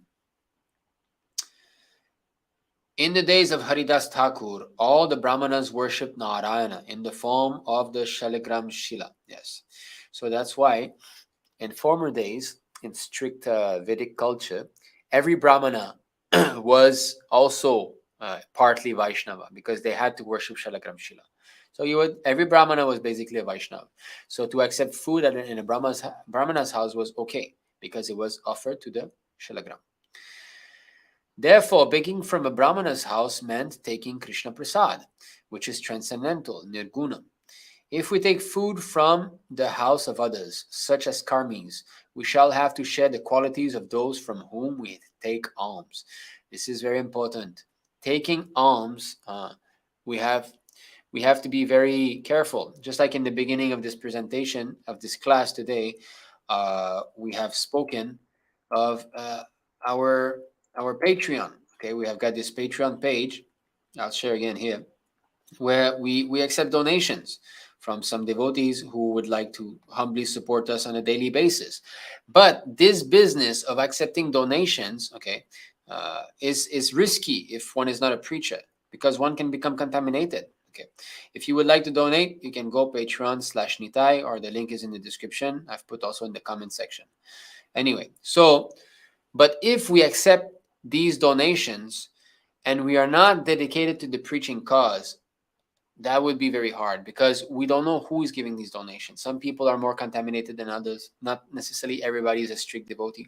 So we'll become associating with these people. And if we're not strong enough to burn up that, those donations might actually make us fall down. And we have some experience now that we have taken this Brahminical path, that it is definitely affecting if we're not strong enough. Okay, so therefore, Sri Chaitanya Mahaprabhu took prasad in the houses of Vaishnavas. This is the general process. The members of the Krishna Consciousness movement are advised not to take food from anywhere but a Vaishnava's or Brahmana's house where deity worship is performed. Sri Chaitanya Mahaprabhu has said, Vishayirad anna khaile dushta hayamana. If a devotee takes alms or food from the house of a karmi who is simply interested in money, his mind will be unclean. We must always remember that a devotee's life is one of vairagya vidya, or renunciation and knowledge. Therefore, all devotees are warned not to live unnecessarily luxurious lives at the costs of others. Grihastas living within the jurisdictions of the temple must be especially careful not to imitate karmis by acquiring opulent clothing, food, and conveniences. This is actually a topic that would require maybe a full class on its own, about getting donations, and especially grihastas. You see, Prabhupada said here, grihastas living within the vicinity of the temple must be especially careful, because sometimes it happens that grihastas live within the temple or immediately outside the temple, and maybe they're being supported by the temple. Maybe the place where they live is an ashram of the temple, and they have food, and maybe they get even some maybe allowance from the temple, bare minimum to maintain themselves. So such grihastas have to be extremely careful. We have to be very careful not to live in an extravagant manner, that, oh, now I'm getting this money, let me get the nicest phone, the best thing, and then very easily one can fall down. I know personally, when I was young, I remember seeing, of course, in those days, my father and mother did not have proper shiksha guru. They did not have proper guidance. Their gurus just came, initiated them, and left them alone practically. So they were, there was no proper guidance. They did not know what was right and what was wrong. So in those days, maybe some of you might remember, if you're old enough, like in the 80s, 90s, there was a lot of this sticker selling. They were selling like stickers, like some famous baseball team or soccer team. They would get those stickers, and they'll go and sell it. And they wouldn't even say it's for a temple. They'll say like, buy a sticker, help a poor child or something. So everything became very contaminated. The pure Sankirtan of book distribution and prasadam distribution that Prabhupada had introduced became greatly contaminated, and that was all over the movement. Especially Kirtanananda Swami at that time, he was pushing that big time to distribute those stickers. I remember when I was young, I was seeing my father. He had big boxes of those like cars that when you move, it's a picture, and you move it, and from different angles it will shine. So I was seeing all these things, and I was seeing like all the devotees are going out to distribute these things, and me as a child, I was already thinking, what's going on? I was feeling it was not right. In my heart, somehow Krishna was telling me, I was saying this is wrong. And they would have teams, because this is illegal to do that without a permit. So they would tell, so Matajis were very good at that time to get those donations. So they would go to a shopping mall, and two Matajis would be in the middle of the mall, and they'll get the donations big time, And then some of the Prabhujis would be at the extremities to check if there was any security guard. And if the security guard came, they would somehow alert, they would walk and say, okay, security guard. So really like a whole scheme was going on, and that was all over the movement, it was happening in so many countries. It might still be happening now, I don't know, but I hope it has diminished. So anyway, so that was the way. And my mother was telling me that these Matajis who were doing big time, they would keep, half or more than half of all the collections for themselves. And my mother, she would see that they would buy like very beautiful shelf, and they would decorate the house very nicely. And my mother was telling me that this was wrong. She could see that they were taking the money of the temple to. So my parents were not doing like this. They were helping, and all the money they were giving to the temple. They were not taking anything. So, but my mother could tell that this is wrong. They should not be doing this. And these so-called devotees, they fell away from Krishna consciousness. Even at that time, they were not at all strong. They were not at all convinced. So it's dangerous to try to get donation in the name of the temple, or to use money of the temple, this and that. You have to be very careful. Okay, that was another sideline. So we have finished. No, we have not finished reading that purport. Let us continue. So grihastas, us who are grihastas, preachers, must be careful. We need to remember that. As far as possible, these should be avoided. A member of the temple, whether grihasta, brahmachari, or sannyasi, must practice a life of renunciation, following in the footsteps of Haridas Thakur and the 6 Goswamis. Otherwise, because Maya is very strong, at any time one may become a victim of Maya and fall down from spiritual life. Yes. And we have seen that many times, that we have given, sometimes a grihasta preacher would get some donations from a temple or borrow money from the temple, and he would not give back. He would just go away. There was one devotee in Europe. He borrowed money from Singapore temple to buy a new van or fix his van or something. And that's the last time we heard of him. So we must be very careful. Okay. All right. Now, where can we go? I think, yes, eating by the side of people also. Eating next to someone. Okay, this is another thing. So Madhya 12, 188 onward. Madhya 12. Okay, CC, Madhya Lila chapter 12. Texts 188 onward. Let's go next page. Okay, so this was some pastimes of the Lord. They were eating together. Okay. Sri Chaitanya Mahaprabhu then took all the remnants of food offered to Jagannath, such as cakes and sweet rice, and distributed them to all the other devotees, calling them individually. Sri Advaita Acharya and Nityananda Prabhu sat side by side. So the Lord, Advaita Acharya and Nityananda Prabhu. And when prasad was being distributed, they engaged in a type of muck fighting. So, how to understand the transcendental pastimes of the Lord? He's not nirvishesha, he's a person, and he enjoys also playing around, mucking around. First, Advaita Acharya said, I'm sitting in line with an unknown mendicant, and because I'm eating with him, I do not know what kind of destination is awaiting me. Advaita Acharya was the first one to start the muck fight with Nityananda Prabhu. So he mocked him, like, I'm sitting next to you, I don't know what my destination will be. So he's showing also by example that if we eat next to someone, even though we might not be eating his food, sometimes we might think like that I can bring my lunch, my prasadam at work, and I'll sit next to my co-workers and I won't be affected. No, because you're eating next to your co-worker, you also become contaminated. So just see how strict, how very subtle the laws are.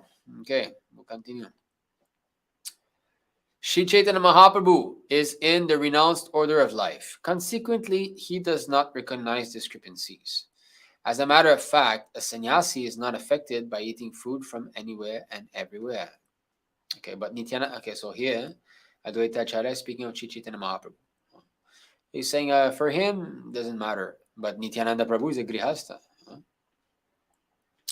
According to Shastras, there is no discrepancy in a sannyasi's eating at another's house. But for a householder Brahmana, this kind of eating is faulty.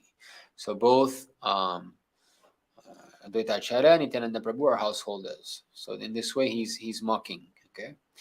It is not proper for householders to dine with those whose previous birth, family, character, and behavior are unknown. I think this is very clear. Nityananda Prabhu immediately refuted Srila Advaita Acharya, saying, "You are a teacher of impersonal monism, and the monistic conclusion is a great hindrance to progressive pure devotional service." Just see how they're insulting one another. So even insults are there in the spiritual world. There's nothing lacking. Everything that is here, everything that is in the material world is there in the spiritual world.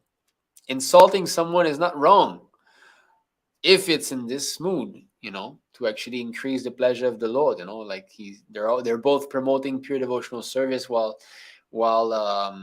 condemning some aspect of the material world, like monism. Nityananda Prabhu is calling Advaita Acharya a monistic why Advaita. His name is Advaita. No duality, no variety. So, so they are mock fighting one another.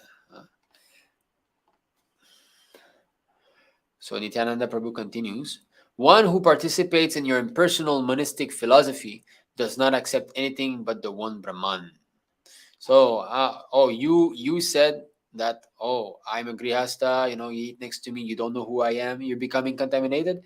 But no, you are an impersonalist. I will become much more contaminated. So, okay, this is concerning, impersonalism. Okay. Nityananda Prabhu continued, you are such a monist, and now I'm eating beside you. I do not know how my mind will be affected in this way. So just see, you eat next to someone who's a Mayavad, which is practically everyone. Everyone has a Mayavad conception, whether it is Nirvishesha or Shunyavad. There's nothing, there's no absolute truth, everything is zero, or no, everything is God, everybody is God. Both are Mayavads. Sangat-saṅga-tyāga kama. One develops his consciousness according to society and association. Let's see the verse that Prabhupada quoted here. 262 Bhagavad Gita. Why is this not working? Whoa, what's going on? Okay, so Bhagavad Gita 2. Everything is cramp here. 62. This website, unfortunately, is Prabhupada's original books, but a lot of bugs recently in the past months. It's 262. I just want to see.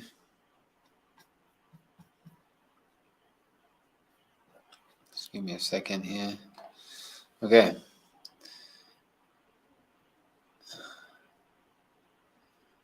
What is going on here? Okay, all right. While contemplating the objects of the senses, a person develops attachment for them, and from such attachment, lust develops, and from lust, anger arises. Okay. All right. So when we contemplate some objects of the senses, lust becomes developed. So it's how we associate with different modes. Okay. Where are we? Because we changed the size. Okay, yeah. Okay, so Nityananda Prabhu continued, you are such a monist, and now I'm eating beside you. I do not know how my mind will be affected in this way. One develops his consciousness according to society and association. As Srila Nityananda Prabhu admits, a devotee should be very careful when associating with those who are not devotees. When asked by a householder devotee what the behavior of a devotee should be, Sri Chaitanya Mahaprabhu immediately replied, Asat-saṅga-tyāga vaishnavācara strisange-ka sadhu Kṛṣṇa bhaktara. This famous verse, which our mini-series is based on.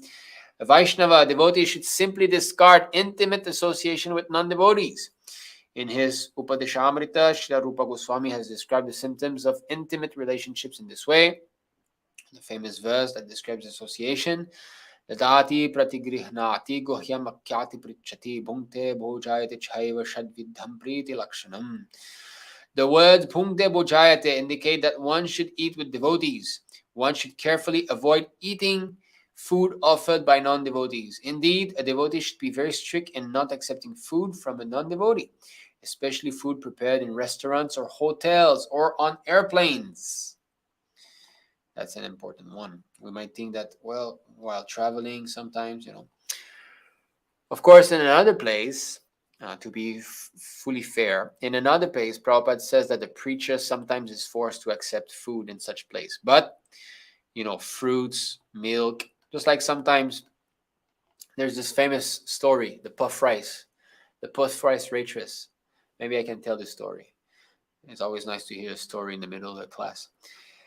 So one time, this was told by his servant, what was Prabhupada's servant, the one who served him the longest? Why am I forgetting his name? He was young, in those days. Why am I forgetting his name? Anyway, maybe one of you can put in the comment section. So anyway, he was with Srila Prabhupada in the plane, and Prabhupada would often, as a snack, eat puff rice with peanuts.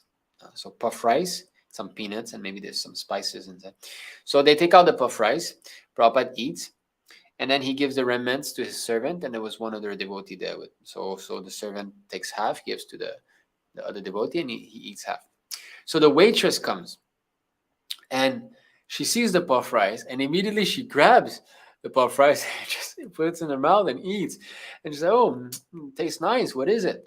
So Prabhupada's servant is like, oh, this is puff rice and peanuts and so on. So she's like, okay, is there anything you would like? So Prabhupada tells the servant, yeah, hot milk. So that's how the story came about, is that Prabhupada took hot milk in the airplane. So we can understand that, such things are okay. Hot milk, fresh fruits, like that. So Prabhupada, so the waitress said, okay, I'll be back in a moment. So she brings back the hot milk, gives to Prabhupada. So then the servant, it's a shame I don't remember his name. I really like to hear his stories, because his reminiscence of Srila Prabhupada, because he was with him intimately. So let me check the comments, see if any one of you has... Shrutakirti Prabhu. Yeah, Shrutakirti. There you go. Thank you, Bhakta Subramanian. So Shrutakirti Prabhu, he then he looks at Prabhupada and he said, Prabhupada, this is really amazing. Eh? So Prabhupada replies, I've listened to that story today, actually, in following Srila Prabhupada, so my memory is fresh. I'm not making a mistake.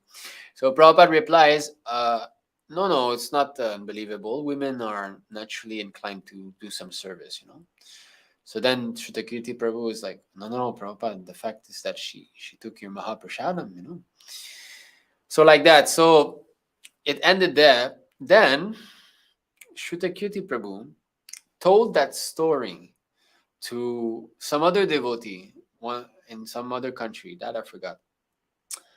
And after hearing that story, that devotee said, do you want to hear a story, a Sankirtan story? And he said, yes. So he says, one day I went into Sankirtan, and I believe it was one of those northern European countries, quite a remote place. And he said, we went into that, small village in a small country, and lost in Europe. And we did some Sankirtan there. We're going from door to door. So we knock on someone's door. So a lady shows up. So she sees us, and immediately she says, come inside. And she invites us inside. And we go inside, and we see pictures of Krishna everywhere. We see an altar. We see Srila Prabhupada books. So we're like, oh, you're a devotee. And then the lady's like, yes. So she said, I used to work as a stewardess in airplane, and I met Srila Prabhupada one day, and the devotee there. And after that, later on, I met the devotees again, and I got books, and I started chanting. So Shrutakirti Prabhu is saying it's mind-boggling how Prabhupada made devotees. We cannot understand how he made devotees sometimes. And this is just a little sneak peek into how he managed to make devotees. Simply by somehow being in an airplane and having this lady just coming in. Definitely that was Paramatma Krishna, just push that lady to just grab food. Who does that? It's very rude, A stewardess just comes and grabs your food, but she did it and she got the mercy. So just see how potent the Mahabhagavata, remnants of Mahabhagavata are. We have also in the Narada Muni, he became Narada Muni just because of this. He accepted the remnants of Mahabhagavatas and he became a pure devotee, So how powerful it is. And similarly, the other side, how contaminating it is to take food from Asat, from the materialistic people, right? So both sides is there. So anyway, it's a very beautiful story. You know, she became devotee by simply taking that puff rice on that day in the airplane, and they found out later on, and so on. So it's a nice story. So okay, it's just to show that, okay, we sometimes in airplanes, like milk, things like that, it's okay to take. All right. Srila Nityananda Prabhu's reference in this connection is meant to emphasize that one should avoid eating with Mayavadis and convert Mayavadis like the Sahaja and covered, not openly acknowledged or displayed. Covered. Meant that one should avoid eating with Mayavadis and covered. Okay, covered. Yeah, okay. Sorry. So something that is covered. So covered Mayavadis, those who are Mayavadi but that pose themselves as Vaishnavas. Covered Mayavadis like the Sahajiya Vaishnavas who are materially affected. So here Prabhupada says that these so-called Vaishnavas, they're actually Mayavad. Just see how dangerous it is. We should avoid eating with them. So above, Prabhupada says we should avoid taking food from them. But now it is said eating with them. And this is what Nityananda Prabhu is saying. I am sitting next to you. I will become contaminated. Even, so eating with someone else, even though I bring my prasadam. Obviously, they were taking prasadam, Jagannath Mahaprasadam. But you're sitting next to me and you're eating your nonsense thing. I become contaminated simply because we take lunch together. So for Grihasta devotees who lunch meeting or something like that, don't partake into these things. You'll become infected. Better you skip it or you eat later on. And, we have to be serious. Of course, those who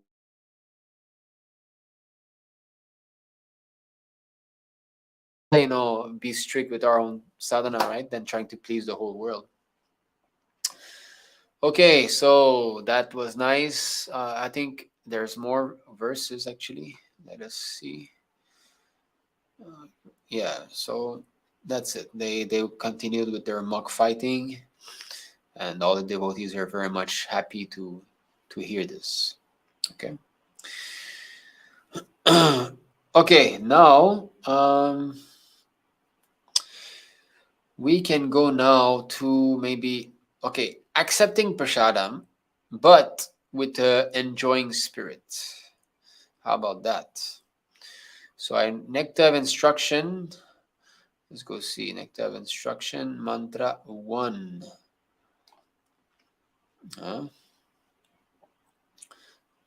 Mantra 1. Who can be guru? Mantra 1, right? For those of you who know. So let us put this here. Oh boy, what is going on?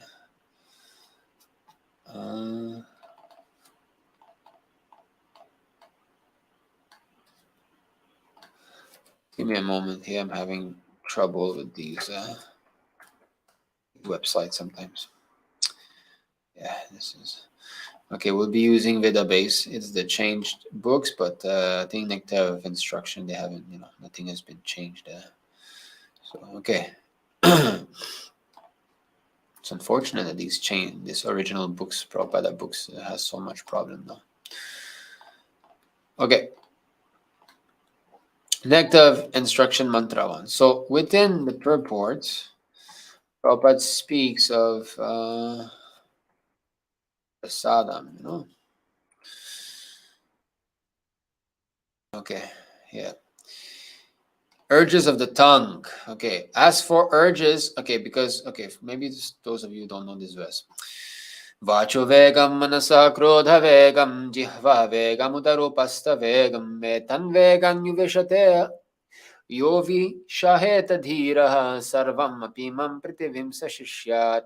A sober person who can tolerate the urge to speak, the mind's demand, the actions of anger, and the urges of the tongue, belly, and genitals is qualified to make disciples all over the world. Basically, he's a Goswami, and he's qualified to make disciples. So, but who's controlling all this? I'd like to see. So, urges of the tongue means I want to taste nice, tasty food. Nice sweets, nice spicy stuff. Okay, that's the tongue. Belly means I'm already full, but I want to eat more. Okay, I feel I'm full, it's satisfied, but let's eat more. So this is the distinction. One is the taste itself, one is simply to, fill up even more. Okay, so Prabhupada says, as for the urges of the tongue, let's make this bigger maybe. We all experience that the tongue wants to eat palatable dishes. Generally, we should not allow the tongue to eat according to its choice, but should control the tongue by supplying prasad. The devotee's attitude is that he will eat only when Krishna gives him prasad. That is the way to control the urge of the tongue. One should take prasad at scheduled times and should not eat in restaurants or sweet meat shops simply to satisfy the whims of the tongue or belly. If we stick to the principle of taking only prasad, the urges of the belly and tongue can be controlled. So you see, this is how we control the tongue. We should eat only prasad. Now we might think that I'm only eating prasad. How come is not? Oh, well, maybe we're eating snacks outside. Maybe we're buying some things here and there. Sweet meat shops, right? That was a big problem. When Prabhupada brought his disciples first time to India, wow, I've never been to India, but I've seen pictures of sweet shops, and wow, I can definitely understand how it can be attractive.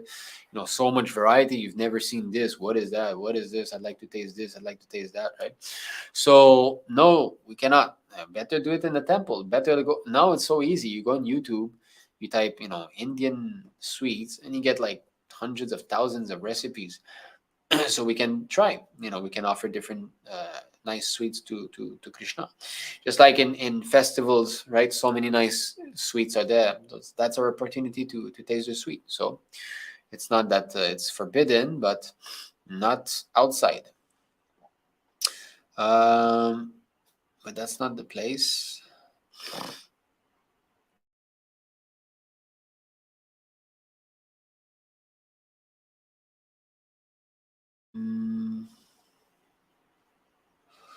Okay.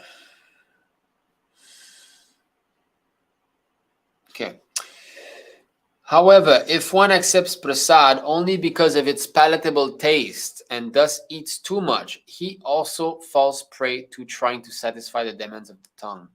So now we fall into another aspect of today's topic, is that even prasadam, accepted with the mentality of enjoying it, is also contamination, because the famous prayer, right? Sarira Vidyajal, right, from Bhaktivinoda Thakur. Oh Lord, this material body is a lump of ignorance, and the senses are a network of paths leading to death. Somehow or other, we have fallen into the ocean of material sense enjoyment, and all of the senses, the tongue is the most voracious and uncontrollable. All of the senses. We might think, no, the genitals maybe. No, the tongue. It is very difficult to conquer the tongue in this world, but you, dear Krishna, are very kind to us. You have sent this nice prasad to help us conquer the tongue. Therefore, let us take this prasad to our full satisfaction and glorify your lordships, Shri Radha and Krishna, and in love call for the help of Lord Chaitanya and Prabhu Nityananda. Okay? Okay, I think here's an interesting also. There are 6 kinds of rasas, tastes, and if one is agitated by any one of them, he becomes controlled by the urges of the tongue. Wow, this is, just see. What are the 6 tastes? We have, sweet, salty, pungent, bitter, sour, and spicy, right? Yeah, 6 tastes. So if we become agitated from any of them, oh, wow, this is so sour, I want that, I like this. Or, oh, this is spicy, I like this spicy.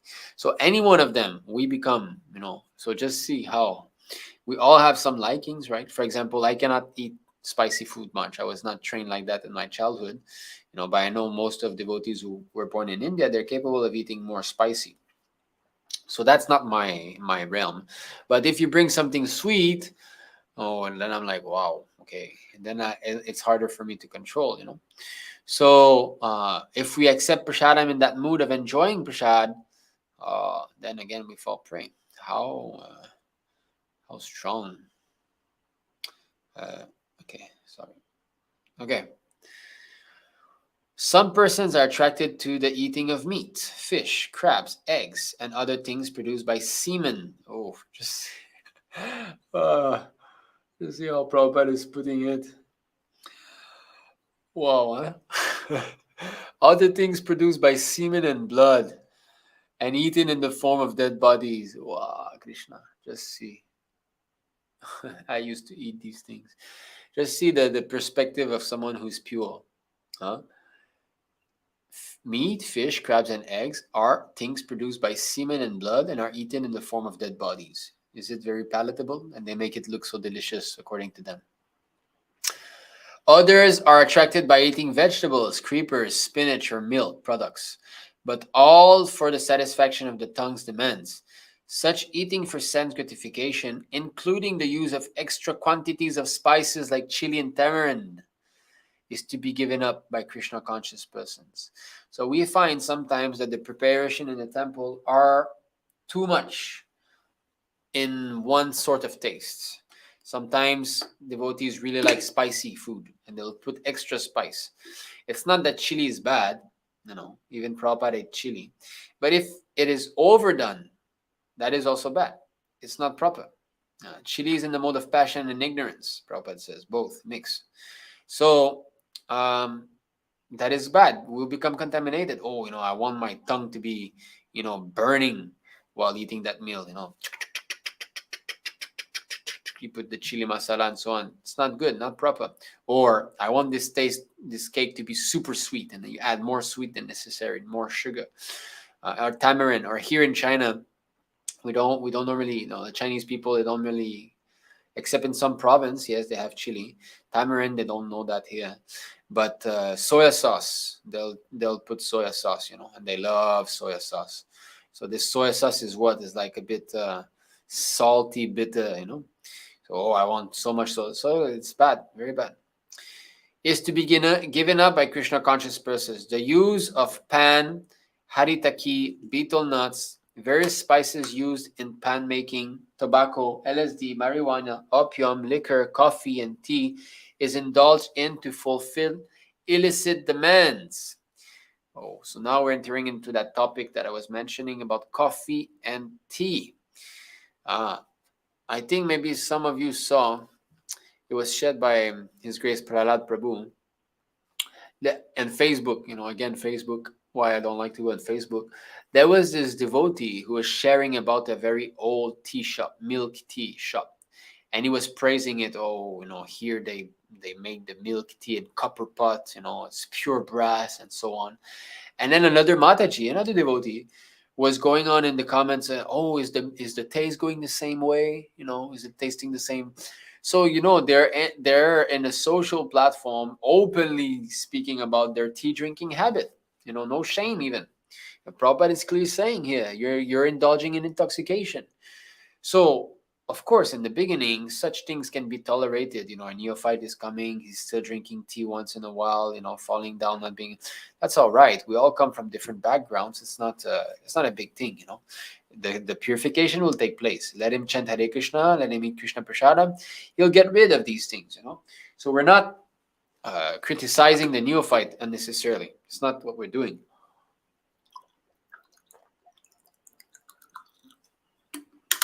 What we're doing is criticizing the Sahaja, who is not willing to take guidance and he wants to keep his bad habits. It's okay. Some chocolate once in a while, what can it do? Well, it's not really about the chocolate or what. The real thing is you're disobeying Prabhupada. That's the real point. Yes, chocolate will definitely contaminate you, but it's true that you eat one bite of chocolate here, it's not going to make you completely fall down. Although it could, because you might want to do more and more and more. It's an addictive. But the real point here is you're not trying to surrender to Prabhupada, and that's really the danger, where the danger lies. So, but it's intoxicant. So one who's serious, I just don't take. That's all. Prabhupada says don't take. So liquor, coffee, and tea is indulged in to fulfill illicit demands. Now, Prabhupada did not say chocolate here. We're going to do some research on chocolate together. If we can practice accepting only remnants of food offered to Krishna, it is possible to get free from Maya's victimization. Wow, just see. Only food offered to Krishna. It's possible to get free from Maya's victimization. Vegetables, grains, fruit, milk products, and water are proper foods to offer to the Lord. Yeah, mode of goodness. As Lord Krishna himself prescribes, however, if one accepts prasad only because of its palatable taste and thus eats too much, he also falls prey to trying to satisfy the demands of the tongue. Just see. Prasad is not the end. Prasad in the mood of service is proper. In the mood of enjoyment is not. And I'm sure some of you might have the experience that how you eat prasad without being conscious, and how, before prasadam you say the prayer and then you meditate on their lordships and then you eat. What is the difference? It's a world of difference. Sometimes you even feel spiritual goosebumps simply by taking one bite, if you meditate on their lordships. Oh, Shishi Nitagora Sundara has taken this. This is his prasadam. This is his mercy chai. And you take in that mood. It's a completely different. Okay. Shri Chaitanya Mahaprabhu taught us to avoid very palatable dishes even while eating prasad. If we offer palatable dishes to the deity with the intention of eating such nice food, we are involved in trying to satisfy the demands of the tongue. Yes. Oh, what do we cook today? What do we cook today? What do we do? Instead of trying to, what do I cook for the Lord? If we accept the invitation of a rich man with the idea of receiving palatable food, we are also trying to satisfy the demands of the tongue. Okay. All right. This is it. Now, since we are here, Prabhupada mentioned, coffee, tea, and that. Let us make some research about chocolate together, shall we? Since this isn't the topic, let's search chocolate. I don't know if this Bhaktivedanta database has got everything. Does it have like conversations and morning walks? I know conversations, I think it has, but chocolate. Is how you spell it? There's an E. In French, I know there's an E. Okay, English also. Sorry, sometimes I confuse. Okay, all right, we have got a couple of quotes here. Room conversation, letters. All right, let's read about chocolate. Oh, sorry, I was not sharing. Okay. I was not sharing. Hopefully I saw. Okay, now I'm sharing. So where is this chocolate here? We're going to learn about chocolate together today. Okay. Okay, chocolate-coated ants. Okay, that's another thing. Grasshoppers too. Okay, they're just talking about, chocolate insect. Okay, that's not what we want. Let's see. Let's see this quote here.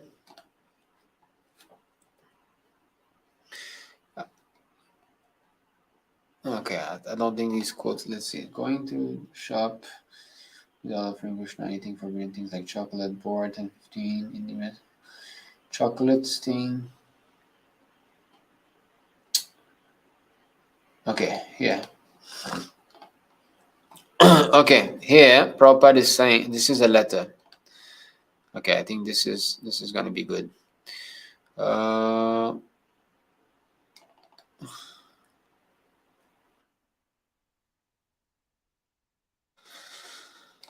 Okay, he is required to come so far that the original house and Hindus. We can accept the raw materials and take them to our temple, but we should not accept any prasadam prepared by them.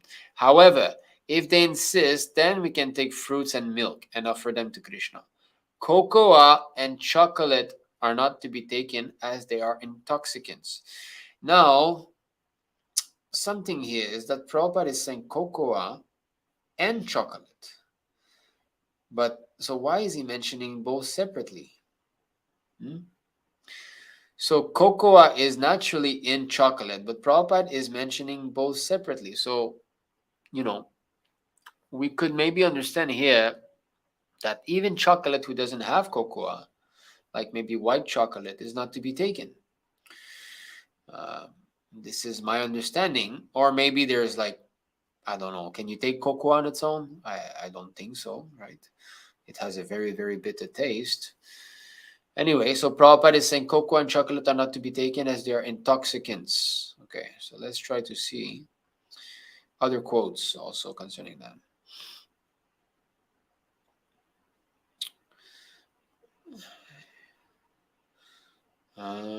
Okay, let's see. Because recently some devotees were speaking about white chocolate, that white chocolate doesn't have any cocoa in it or cafe. So, you know. But one thing is that, since Prabhupada does mention chocolate, the best thing is to prepare some nice sweets. Anyway, varieties of Indian sweets, we should learn how to make these nice sweets and try to offer this to Krishna, Much austerity groups, I know coffee. Okay, anyway, so, strict quotes from Srila Prabhupada concerning chocolate. We have this one there. But, like rasgulla, sandesh, gulab jamun, burfi, there's like so many nice variety. This is the way we should try to experiment with our sweet tongue, right? Not chocolate.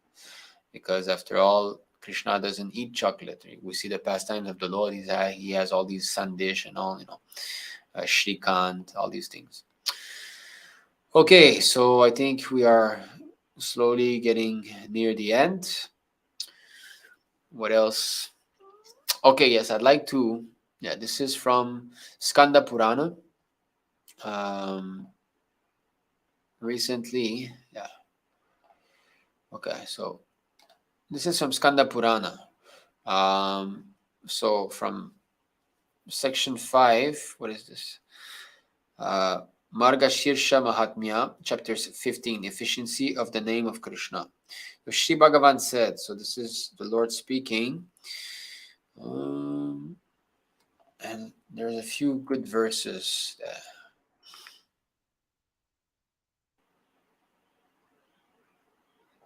Okay. My uchishta, remnants after taking food, should be eaten by those who are devoted to me. Prasadam.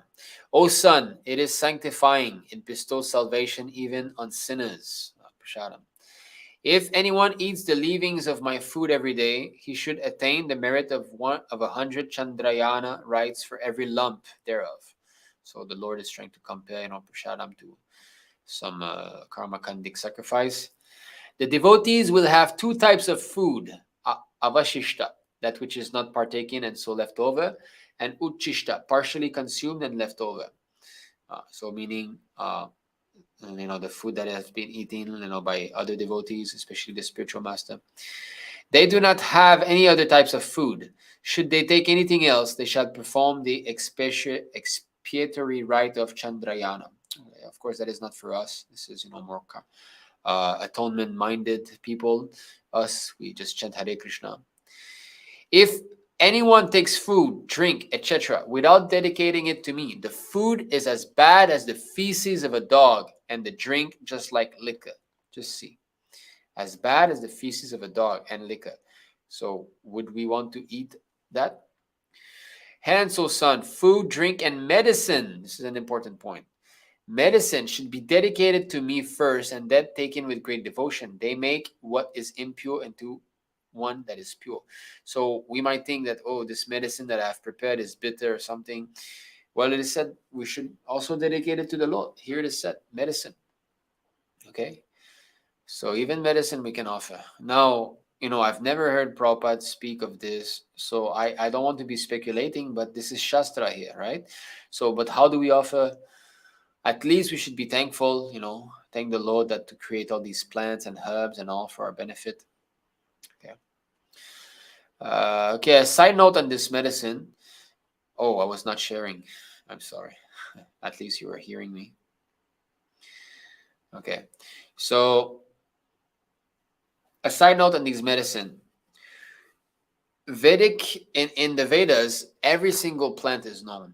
It's not that the sages of antiquity, Vedic culture, did not know of plants that were there in other parts of the planet. It's not like that, because who is creating these plants? It comes from Krishna, right? And Brahma is the one who creates, who arranges everything. He creates everything. And the Vedas emanates from the four mouths of Lord Brahma. So he knows all the plants, obviously. And Or is yes, and Dhanvantari, the avatar, the incarnation of the Lord Dhanvantari, he is the propounder of this Ayurveda system. So he's an empowered incarnation of the Lord when it comes to medical science. So when it comes to medical science, Lord Dhanvantari is as good as Krishna. That's the point. So how he cannot know all the herbs and plants? So he knows everything. Okay. So and there's volumes of books on Ayurvedic medicine and plants. The difficulty is that a lot of those words are in Sanskrit. Of course, some scholars have tried to translate everything. So it's just a side note here. We should not think that there are some places in the world that have plants and things like that are not mentioned in the Vedas. Everything is there. Okay, my uchishta, so my prashadam, yields the benefit of tirtha yagya, etc. It destroys the evils of Kali. It bestows good status even on persons of vicious deeds. No devotee should partake of food offerings to other deities. This is a misspell. Other deities. By eating the cooked rice of non-devotees, one shall fall into hell. Just see how strict it is. Okay, so that means it carries a lot of sins. Okay, and so we should not play with fire. All right. Okay, so that's it for now. That's it for this. This is from Skanda Purana, and now I think we have gone through most of this. Now we have condemned very much eating food not offered to Krishna. Now we can see a few verses that glorify prasadam. So we go, on the positive side here.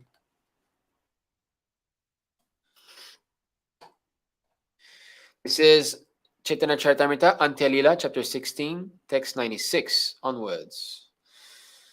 The Lord said again and again, only by great fortune may one come by a particle of the remnants of food offered to the Lord. The servants of the Jagannath temple inquired, what is the meaning of this? No, just see this. This is very stunning. The remnants of Krishna's food are mixed with his saliva. I'm not sharing again. Sorry. The remnants of Krishna's food are mixed with his saliva. Just see that. In the Mahabharata and the Skanda Purana, it is stated, Mahaprasade Govinde Nama Brahmani Vaishnava Svalpa Punyavatam Rajan Vishwasunaya Vajayate. Persons who are not very highly elevated in pious activities cannot believe in the remnants of food prasad of the Supreme Personality of Godhead, nor in Govinda, the holy name of the Lord, nor in the Vaishnavas. So I think we should try to focus on this next time that we have prasadam, that Krishna's saliva is in there. Next step. Next verse, 97. I think we'll go to the chapter itself, so I don't have to change like this every time.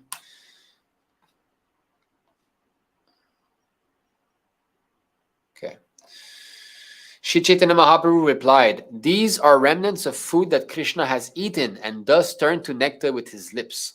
It surpasses heavenly nectar, and even such demigods as Lord Brahma find it difficult to obtain. So just see the mood in which Chaitanya Mahaprabhu is teaching us that we should see prasadam. We should really be, in awe to see such blessing. So we're falling short personally. We're falling short to honor prasadam in this way. Remnants left by Krishna are called phala. Anyone who obtains even a small portion must be considered very fortunate. One who is only ordinarily fortunate cannot obtain such mercy. Only persons who have the full mercy of Krishna can receive such remnants. So just see how powerful distributing prasadam is. It's such mercy that the receiver of prasadam are getting. And we can understand that they are really, really, really fortunate. Not even ordinarily fortunate. Full mercy they're receiving. The word sukriti refers to pious activities performed by the mercy of Krishna.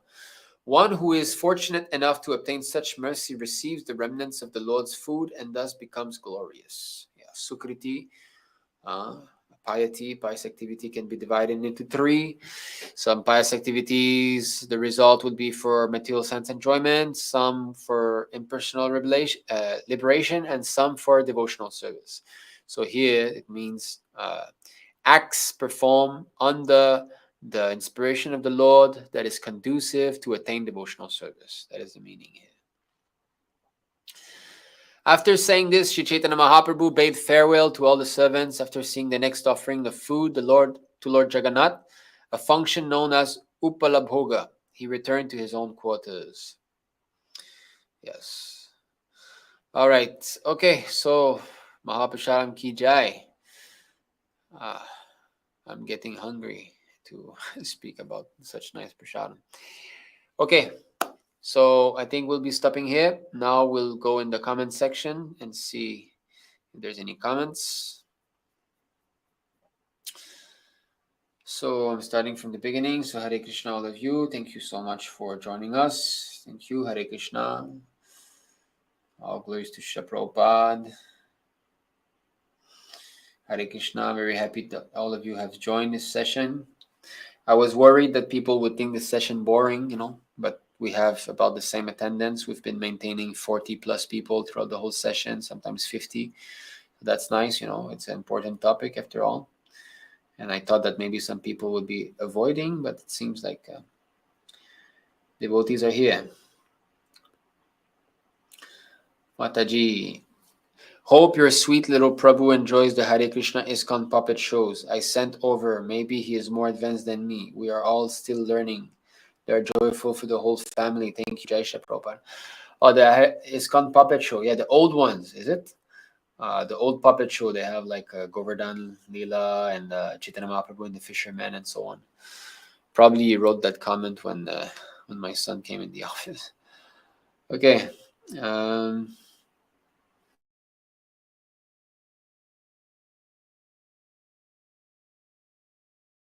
Okay, I'm not understanding this here. Namaste, Hare Krishna. Can you please explain how to read visas according to order? I do not understand your question, Prabhuji. Visas? I don't know. I cannot understand. I'm sorry. Hare Krishna. We can't even take food prepared by the priest. Well, it depends where. If you go to a temple and it's a Vishnu temple, then the offering to the Lord, right? Just like you go to South India, Lord Venkateshwara. Oh, this is something I like to mention. Venkateshwara is actually a wrong pronunciation. Although everybody says Venkateshwara, it's Vaikunta Ishvara. Vaikunta Ishvara. I saw this in Prabhupada, morning walk or something he was saying. So Venkateshwara is a sort of condensed, it became like condensed. So it's Vaikunta Ishvara actually. Vaikunteshvara. But we just say Venkateshwara. Anyway, so Vaikunta Ishvara, his remnants, definitely you can take. There's nothing wrong in that. Now, which priest? If the priest is worshipping Lord Vishnu at home, he's got Shalagram Shila, that's fine. We have seen that, right? That's okay. But if the priest is worshipping like Goddess Durga or something, that means no, we don't take that. But if it's a Vishnu temple, Krishna temple, that's okay, it can be accepted. Hare Krishna Prabhu, yes, I too remember that when I came in touch with devotees in ISKM, the first instructions with His Grace Prahlad Prabhu gave me was to give up onion garlic. Yes, so when we become in association with strict devotees, then we can become strict only. Anumataji, Hare Krishna, please accept my humble obeisances. All glories to Srila Prabhupada. Thank you so much for joining the session, and I'm happy to see that despite your hard circumstances, you managed to hear. Thank you. Giving the case, I'm out of home and don't have the paraphernalia to offer. I can offer just with mantra and sincere prayer. There is any recommendation in these situations? Yes. So let's say you're outside, you're buying some fruits. You can offer. You just open the banana and normally Prabhupada says Shri Vishnu. Shri Vishnu, Shri Vishnu, Shri Vishnu. You can say 3 times, and you focus on offering to the Lord in this way. And then you can have, so, but this applies to like fruits, milk, maybe like boiled corn, right? Boiled sweet potato, things that are not cooked by the non-devotees, we cannot simply buy a full meal from a vegetarian restaurant and Shri Vishnu, Shri Vishnu. No, that won't be accepted. Is this true if someone cooking vegetarian food on such a kitchen where meat also cooks such food never accepted by the Lord? Well, the whole point is that we have to be very clean. If you're using the same pot that meat was cooked in, and how do we even want to offer this to the Lord? But if somehow or other this in that same kitchen sometimes meat is cooked, you've got absolutely no other alternative, but you have a pot dedicated for prasadam only, and you cook that only for prasadam, and then you have your offering plates that are only for Krishna, that can be accepted. But this is really, Krishna knows you cannot cheat the Lord. He knows your sincerity. If you're lazy, he's not going to accept it. But if there's absolutely no other way, he will accept. It's all about devotion.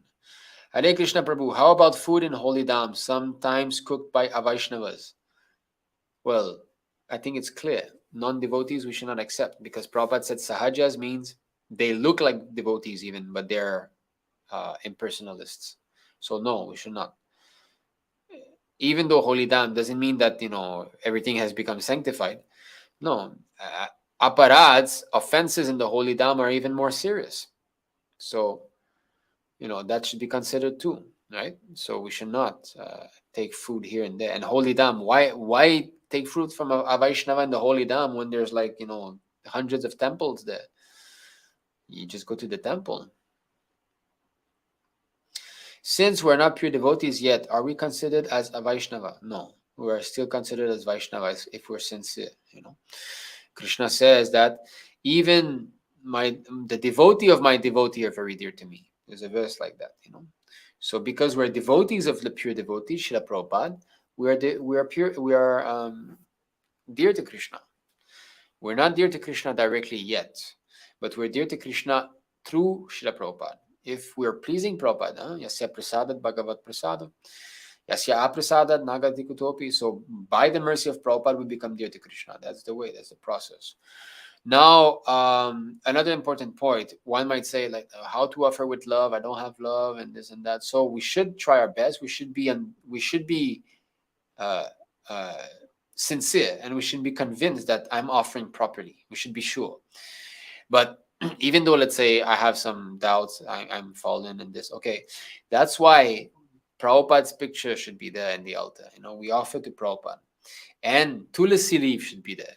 Now, the tulasi leaf is there. Krishna cannot refuse, because tulasi, he's attracted to tulasi, and if you're offering to the pure devotee, he's also accepting. Because he eats through the mouth of pure devotee also. When we offer something to Prabhupada, Krishna eats with him. That's the very subtle science, mystical understanding of how the Lord does things, is that he eats with his pure devotee. Because after all, he's with the pure devotee always. So he eats through the mouth of a pure devotee also. So both of them eat with one mouth. How to understand these things.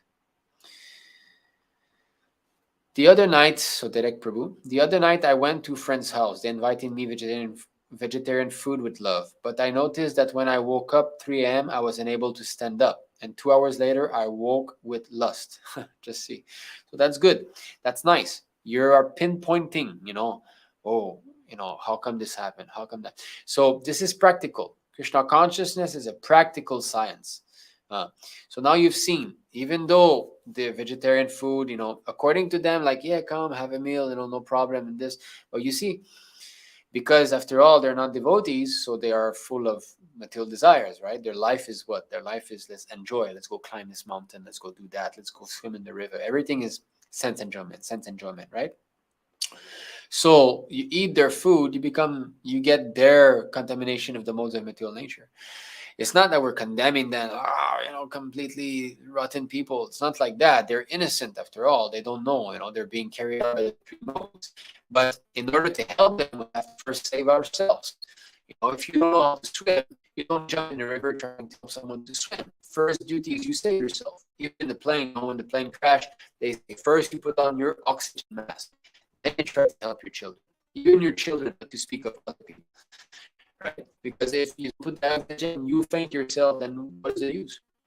So swimming, you can help others. But if you cannot help others, you must avoid, Best thing, we were also in such a situation at one point. Some Christian family, they had invited us, the Christian lady was getting nearer and nearer to my wife, and they were becoming friends, and come and eat our place.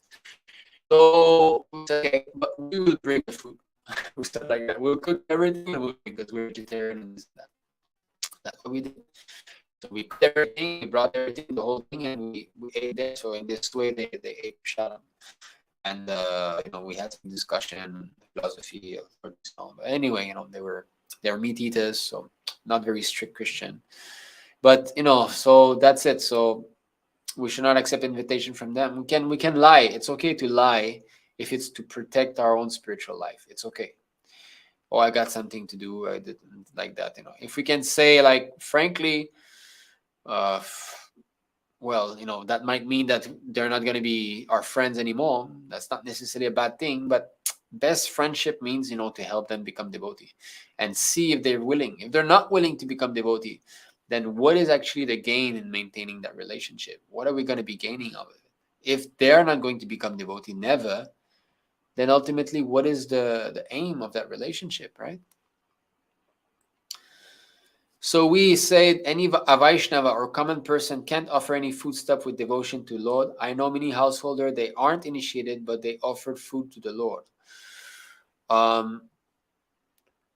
But they are not a Vaishnava. If they're offering food to the Lord, how can they be a Vaishnava, right? But the main thing is you should offer, to Prabhupada and put the tulsi leaf. That's the thing, and try our best to offer it with devotion. Real initiation means to follow the instructions of Srila Prabhupada. That is real initiation. So someone who's very sincere in that aspect, the Lord will also accept. I have to go to family functions and parties where even onion garlic is served. I'm forced to eat it occasionally. What can be done in this case? Please advise. They're forcing you with a pinch. They're opening your mouth and stuffing the food in your mouth. How can you be forced to eat something? You have to become strong, No, I'm not going to eat. Even though you go to these functions, you just eat fruits or things like that, and you say, I'm not going to eat. You have to be strong. This spiritual life, if we're not strong, if we're not very sincere and strict with our sadhana, we can't make proper progress. Prabhupada gave the example of his sisters. His sisters got married when she was very young. She got married to a meat-eating family. She did not know. So they cook, first meal, boom, the meat is there on the plate. So she sees that and she starts to cry. And she says, we don't eat these things. So the mother-in-law, okay, I'll cook separately from you. So in this way, she protected herself. Not that I'm forced to eat meat now, I'll become a meat eater. No. Onion and garlic it's also as bad as eating cows. You know that? Because how did onion and garlic manifest? In Vedic times, there was these yagyas where they would sacrifice a cow. And by Vedic mantra, the cow would get a new body. She would combat a young cow. Okay. So sometimes they would kill the cow and maybe even cut to pieces, So it would somehow or other, I think this is what or wait a second. Before I don't want to speculate. So I don't know if they would cut the cow to pieces. I don't know that. I don't want to speculate. But the history is like this. The animal was dead already. It was going to be sacrificed in the fire. And this one lady, she became lusty for meat.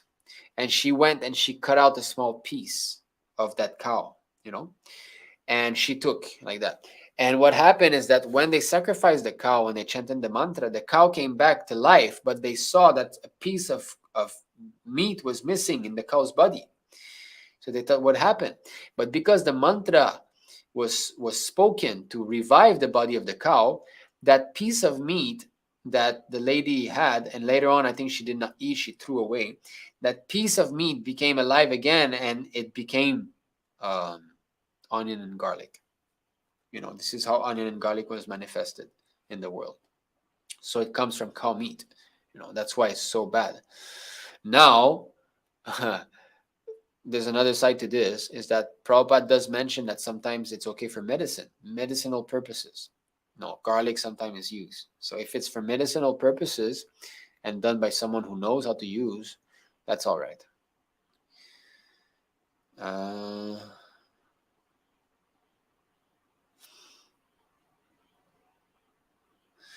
Why does the process of giving up bad habits and increasing spirituality practices takes so long and is so hard and easier to give up on. Yes, so it's very easy to understand. Just like if someone goes to run. In the beginning, running is so hard. Just like you ask me now to run 10 minutes, I cannot do it anymore. But in my younger days, I could do it very easily. But if even now, if I would go every morning and start to run 5 minutes, 10 minutes, I would increase. So the cardio, the heart starts to pump more blood, the muscles, everything. So, it's very easy to understand. So similarly, and if you want to be a very strong, determined runner, then you start to associate with other runners. Hey, look, I got this running app. Download this. Come to our running club. Do that. And okay, run, run, run, run, run. You'll be dreaming about running. Same thing with the devotees. So you need to increase the association of devotees. Hadav shraddha tata sadhu-saṅga bhajana kriya. Anartha nivrittisya tato nishta. So to come to the fixed up platform, we must remove at least 75% of anarthas, Srila Prabhupada says. That is called anartha nivritti. 75% gone.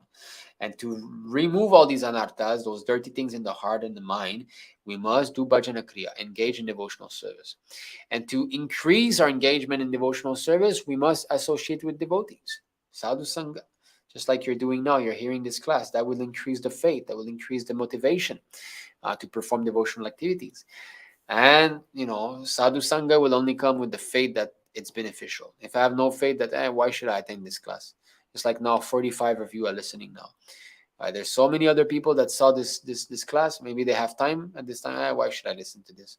I know all of this, right? So no shraddha. So, and it doesn't take long, actually. This one life is like a flash of lightning when we compare it to eternal existence. It's nothing. It's a few years compared to billions of years. What is it? It's nothing. It's very fast, actually. And if you're serious, within a year, you can be fixed up. Within a year, you can be strong, if you're serious.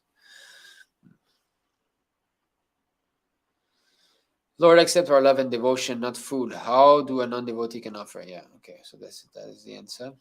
For followers of Prabhupada, anyone who doesn't accept Krishna alone as supreme and who doesn't follow his orders are not humans. Yeah, well, he's not a follower of Prabhupada in this. All right. Okay.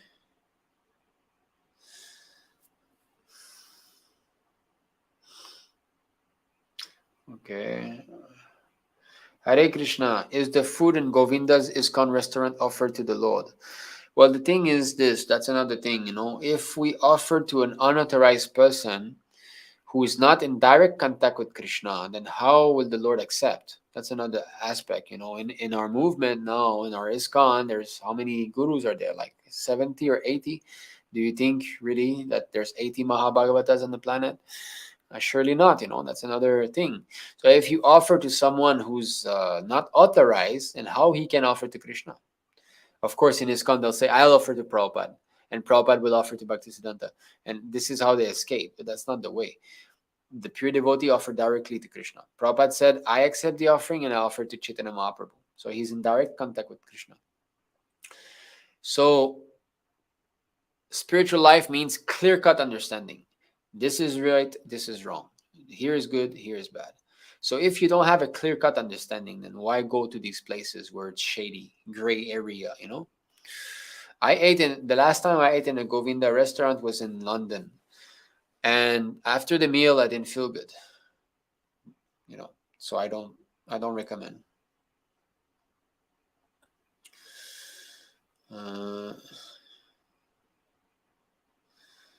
Okay. I think this is the same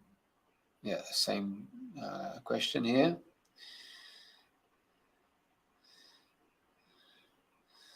So here, Prashant Shri Swami, Hare Krishna Prabhuji, please accept my humble obeisances. Prabhuji, please pray for me. I will be in trouble. So to get out of trouble, we must chant Hare Krishna and read Prabhupada's books and associate with devotees, Everybody's in trouble, not just you. We're all in trouble. We're all in the same boat. We're all in the Titanic, right? The boat is sinking. We're all going to die. Can we all sit together here in 100 years and have this? So we're all in trouble. The person who thinks he's not in trouble is even more in trouble because he's in complete Maya. So we should all chant Hare Krishna and read Prabhupada books and eat only Krishna Prasadam. Material parents, friends will force you to eat non-veg. Their argument is we need protein in body, as vegetarian food has less protein. Really? What about peanuts, urad dal, right? All these things are packed with protein. What, there's no fat people that are vegetarian? Next time they say like that. Of course, we best thing is to speak about Shastra and all, but just so that they know this actor, right? Very famous. Let me share that.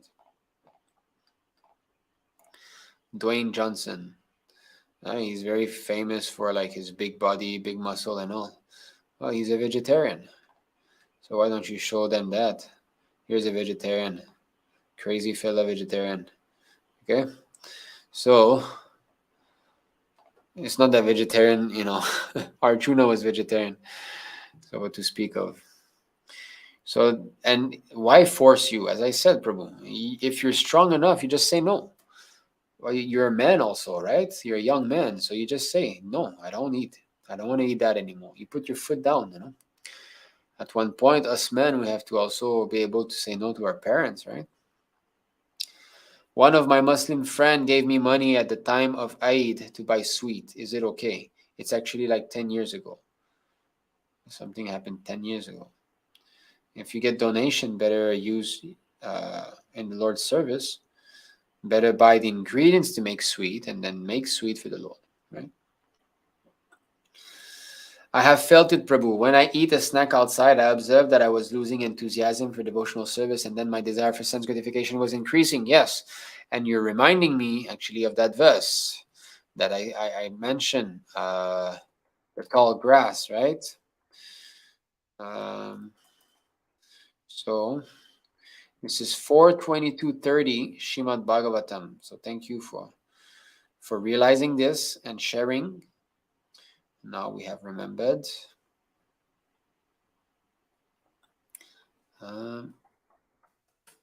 This is what happens when we indulge in sense gratification. When one's mind and senses are attracted to sense objects for enjoyment, the mind becomes agitated. As a result of continually thinking of sense objects, one's real consciousness almost becomes lost, like the water in a lake that is gradually sucked up by the big grass straws on its bank. Just see. So now, important point here. When the mind and senses are attracted to sense object, it doesn't even speak of indulging in sense gratification. As a result of continually thinking of sense object, it doesn't even speak of touching the sense object. Thinking. So thinking of sense gratification will also diminish our enthusiasm in Krishna consciousness. Okay? One's real consciousness, which means Krishna consciousness, almost becomes lost, like the water in a lake that is gradually sucked up by the big grass straws on its bank. In this verse, it is very nicely explained how our original Krishna consciousness becomes polluted and we gradually becomes almost completely forgetful of our relationship with the Supreme Lord. In the previous verse, it is recommended that we should always keep in touch with the devotional service of the Lord so that the blazing fire of devotional service can gradually burn into ashes, material desires, and we can become liberated from the repetition of birth and death. Yeah. So constant engagement in devotional service will remove the material desires. That's the whole point. But if material desires remain, we'll be meditating on these things. Just like even thinking of sex life is contaminating, and it will remove our Krishna consciousness. This is also how we can indirectly keep our staunch faith in the lotus feet of the Supreme Personality of Godhead. Very important point here. We lose faith. That's another thing.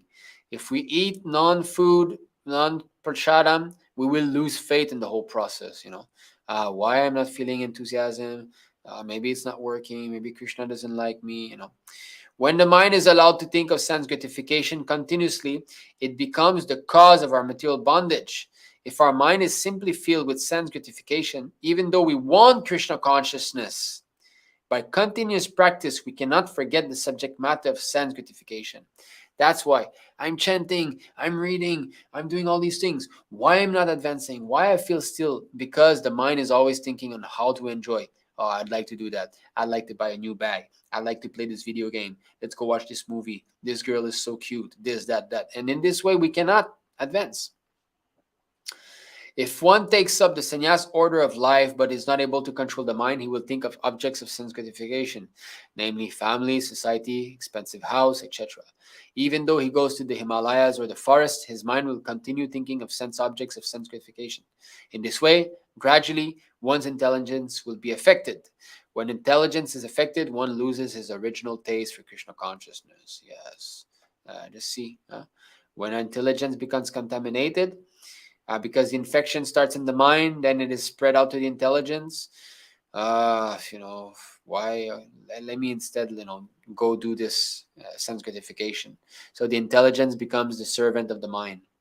I will plan out, I'll take my car, I'll bring $20, and I'll go to the restaurant. The intelligence is planning out how to achieve sense gratification. The example given here is very appropriate. If a big lake is covered all around by the long kusha grass, just like columns, the waters dry up. Similarly, when the big columns of material desire increase, the clear water of consciousness is dried up. Therefore, these columns of kusha grass should be cut or thrown away from the very beginning. That's very important here. If they're cut away from the beginning, then they're not strong. They're small, right? Like in the beginning of our Krishna consciousness, we have got these small desire, material desire that are there. If we don't cut from the beginning, if we let it grow and grow and is anarthas, offensive, we have to be very careful. This is why chanting Hare Krishna without offense is so important. Because when we chant with offense, we are also watering these unwanted creepers. That is very subtle, but it's there. Let's say I have my bead bag, right? I'm chanting Hare Krishna, and I'm scrolling on the computer, Hare Krishna, Hare Krishna, Krishna Krishna, Hare Rama, Hare Rama, Hare Krishna, Hare Krishna, Krishna. Then I'm inattentive chanting that is offensive, which means that alongside with my chanting, I'm watering the creeper of desire for sex or desire for name and fame, desire for this will also grow. So we have to be so careful. So chanting without offense is so important. At least trying, at least consciously just holding the beads and not doing nothing else, right? Okay, so in the very beginning, not that at the end I will, no. These kusha grass should be cut off. Sri Chaitanya Mahaprabhu has instructed that if from the very beginning we do not take care of unwanted grass in the paddy field, the fertilizing agents or water will be used by them, and the paddy plants will dry up. Yeah, so Prabhupada is speaking of that verse, that the unwanted creepers of bhakti, we have to cut them down. The material desire for sense enjoyment is the cause of our fall down in this material world, and thus we suffer the threefold miseries and continuous birth, death, old age, and disease. However, if we turn our desire toward the transcendental loving service of the Lord, our desires become purified. So the whole point is constant engagement of service. That's the whole idea. If we are not constantly engaged in service, obviously we will be not engaged in service, right? That means we will engage in sense gratification. So by constant engagement in service, then our desire become purified. If the desires are purified, then there's no question of thinking of sense gratification. Therefore, there's no question of dwelling into this sense gratification mentality, which is drying up our Krishna consciousness. We cannot kill desires. We have to purify them of different designations. If we constantly think of being a member of a particular nation, society, or family, and continuously think about them, we become very strongly entangled in the conditioned life of birth and death. But if our desires are applied to the service of the Lord, they become purified, and thus we become immediately freed from material contamination. Just see. That is very important, family. So when we become devotee, we should not always be in touch with our karmi family, here, if we constantly think of being a member of a particular nation, society, or family. So if we become devotee and our family are karmis, not that every day I'm sending them messages, sharing pictures, talking with them, and this and that. No, it's not good. This is hard. I understand. It's strong, but It's a fact. We're not dealing with a small issue here. We're dealing with this, birth and death, thrown into this ocean of misery that we are in. It's not a lightweight. It's not something light we're discussing here. We have to be very serious. So what is this thing of, I don't know, they're forcing me to eat. They're forcing me to eat. That means you're not serious. Be more serious. I'm going there and they're forcing me to eat onion and garlic. No. What is this thing? You're not going to make it if you have this mood of, being a wimp. You have to stand up for your principles. Prabhupada says, no meat eating, no intoxication, no gambling, no illicit sex. No meat eating means also like fish, egg, onion, garlic, all this stuff, coffee, tea, chocolate. Strict. These are my principles. You want to be my friend, you want to be my family, you want to be whatever, you follow my principles. That's it. You don't want that, then why should I be with you? That is, Okay, so that verse, was shared there by Dimitri Prabhu.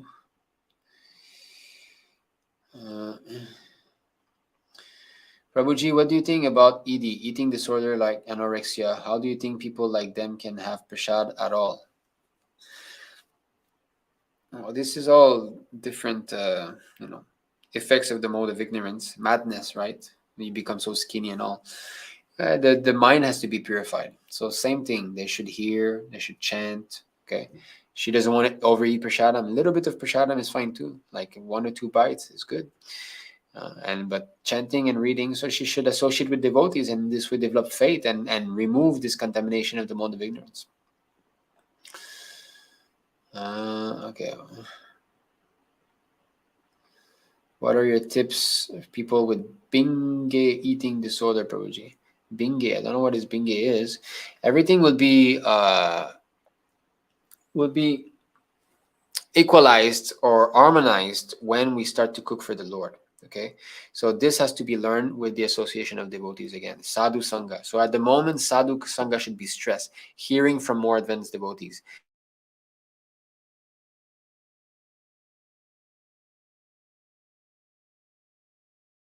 Always frivolous that it's not working. I've chanted 16 rounds today. I don't have a spiritual body yet. Why? Not like that. We have to be patient. It's working. We have to see, how were we a year ago or 2 years ago or 5 years ago? How are we now? Is it not working?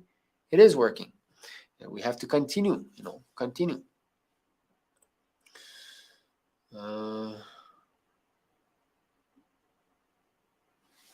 Yeah, so exactly. Sometimes we're enthusiastic and sometimes we're not. Well, once we reach Nishta platform, we'll be able to always be enthusiastic, So continue doing, continue reading. Don't be discouraged. Modi isn't any Hindu PM or anything like that. These are all bogus. Then he must try something to stop the day-to-day increased Western influence in India. These people only know to create communal. Yeah, so we've seen, right, the verse. If he doesn't, is he teaching Varnashram Dharma in India? Is he teaching what a Brahmana should do, what a Kshatriya should do, what a Vaishya? So, although he's a little more pious, maybe, but still it's useless. He's not taking guidance from Brahmana. That's the whole point. Disturbance by their Qatar groups, so-called Sanatani, who aren't Sanatan at all, but increase communal disturbance in India. Yeah, they're actually the biggest disservice. They should not talk at all. They should let us talk. There are also people who eat anything but proper food, like fiberglass looking like cotton candy.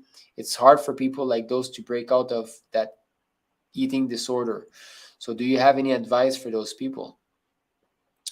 Look, we're not here to try to save anyone and everyone and help them enjoy their senses even more. You want to be serious in Krishna consciousness, you surrender. You start to chant Hare Krishna, you start to read Prabhupada's books, and you try to follow the 4 regulative principles. That's it. Not that, how can you help me? I have these bad habits, You give up these bad habits, that's all.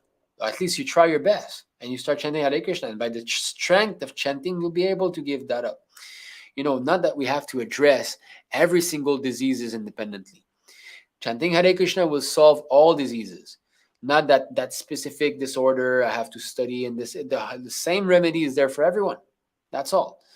And if you're really serious, then only Krishna Prasadam. Prabhupada said it, we've read the purport, you can become freed from the material influence if you eat only Krishna Prasada. So how serious are we? Hare Krishna Prabhuji. Prabhu, by directly and indirectly associating with the people in school, I constantly feel low and contaminated. What can I do in this case, Prabhu, since cannot avoid indirect association? No, you can avoid indirect association in the sense that don't speak with them if it's not necessary.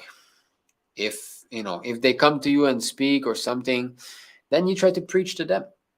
And as you preach to them, you will become unpopular with those who don't want Krishna consciousness. And those who are interested, you have an opportunity to preach. Why do you want friends anyway? What are these so-called friends? Associate. Better you become a pariah, or what do they call? I don't know what are the terms now. The not cool person at school. That's good. Just like my YouTube channel, those of you who know of my YouTube channel, when I get a subscriber, I'm happy. When I lose a subscriber, I'm happy. Why? Because if I gain a subscriber, I know that this is nice. This person is trying to come and hear. If I lose a subscriber, I said, this is nice. That person was not sincere because I'm only trying to present Prabhupada's things. So if you're losing, you're unsubscribing from my channel, good, because I don't want people like you. Probably you don't want pure devotional service. You don't want to hear about Krishna Katha. So you came for some reason and now you're leaving. So that's good. I'm happy with that. I want to boil down, I don't care about 40, 100,000 subscribers. I prefer having, some sincere ones. So and another thing here that you're saying, buy some ear pods, right? Those wireless ear pods, and always listen to Prabhupada class, Prabhupada chanting. Whenever you have time, pull up Prabhupada books, read, chant Hare Krishna. And this way, protect yourself. But it's easier said than done. Somehow I managed to maintain brahmacharya for many days through chanting, but today I don't know. I forced up chanting and did not brahmacharya activity. Yeah, so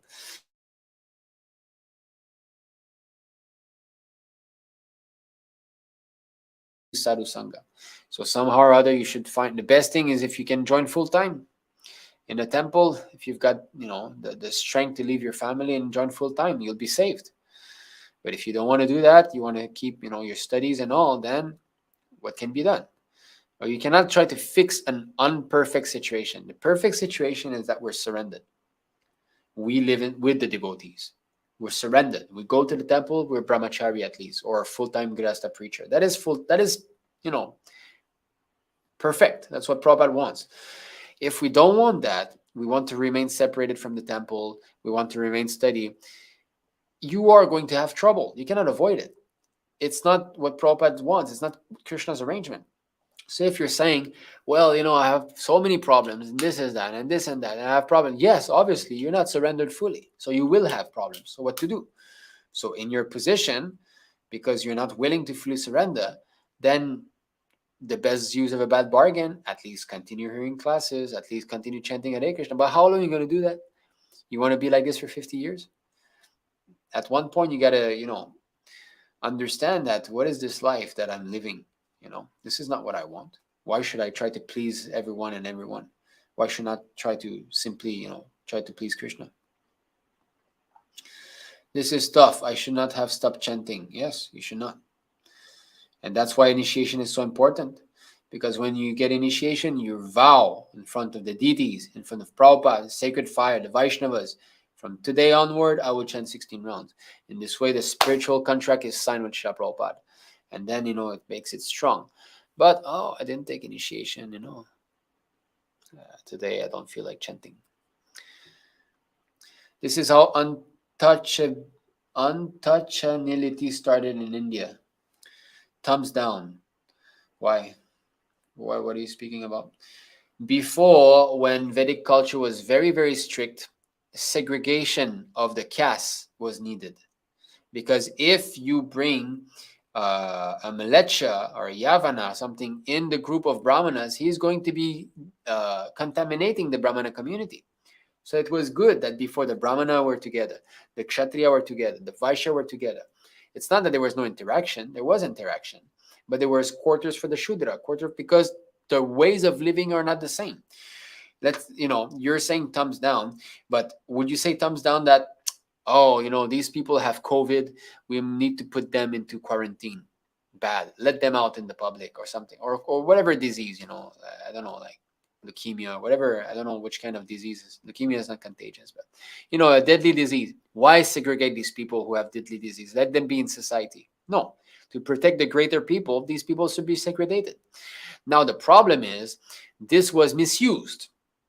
This untouchable, it was misused by the so-called Brahmana class. We are Brahmanas. Shastra is only for us. We're the best by birth. Nobody can be as high as us. You're all low class. I cannot even look at you. That was misused. So that's bad. But the fact that there's untouchable or mlecha is a fact. It's a fact that some people even we should not even touch, because you will also become contaminated by sins. So don't make touch down. The thumbs down is for those who have misused that system. But that system is good in a pure Vedic culture, which is not the case now. So there's no question of untouchable. Now, everybody's an untouchable, practically speaking. Everybody's eating meat and this and that. So these strictures of Vedic society were good before, but now it's practically impossible. Okay. All right, let me try to... Oh, yes, it was in Brazil. Okay, so she was a stewardess from Brazil, and they found her in a small village in Brazil. Yes, thank you for the Shuta Kirti Prabhu. Yeah.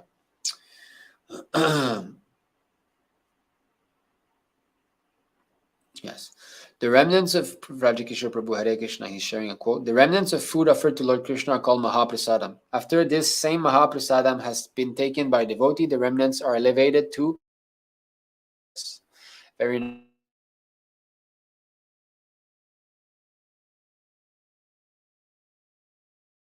Actually, it was this, that one is the prasadam of the Lord directly, and one is the remnants of the Mahabhagavata. So it becomes Mahaprasadam. So it's even more potent. So we can see how that stewardess became a devotee only by taking Mahaprasadam. There's a pastime of Srila Prabhupada in India where an Indian devotee boy bought chocolate with veggies. Prabhupada discarded the chocolate, prepared sweet rice, offered to the Lord, and gave it to the boy.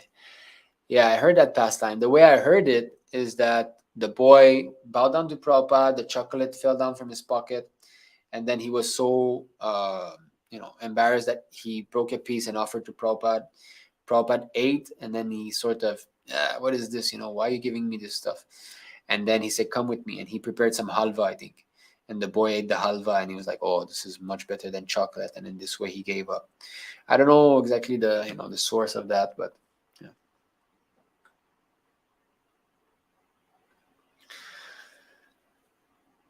Sri Krishna Chaitanya remembers that day when a highly elevated Mahabhagavat sadhu was criticized in the live chat by a little less than a neophyte fellow. Saurav Saru and Dimitri didn't chastise.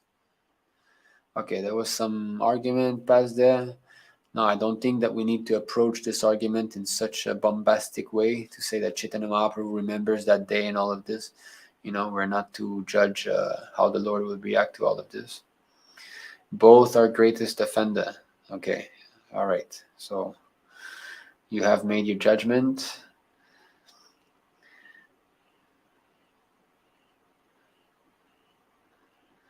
Thank you, Babaji. This class hit home for me. This is encouraging to get out of this Sahaja mentality and get into steady devotional service. Thank you, Prabhu. We're also benefited. Okay, so there was, what I understand now is that there was some discussion about Gaur Govinda Maharaj and maybe some bad comments. So please don't do that in the comment section. This is not the way how we...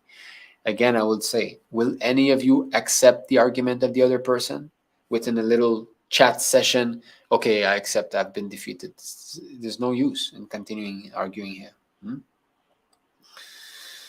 Hare Krishna Rukmini Mataji, please accept my humble obeisances. August Srila Prabhupada.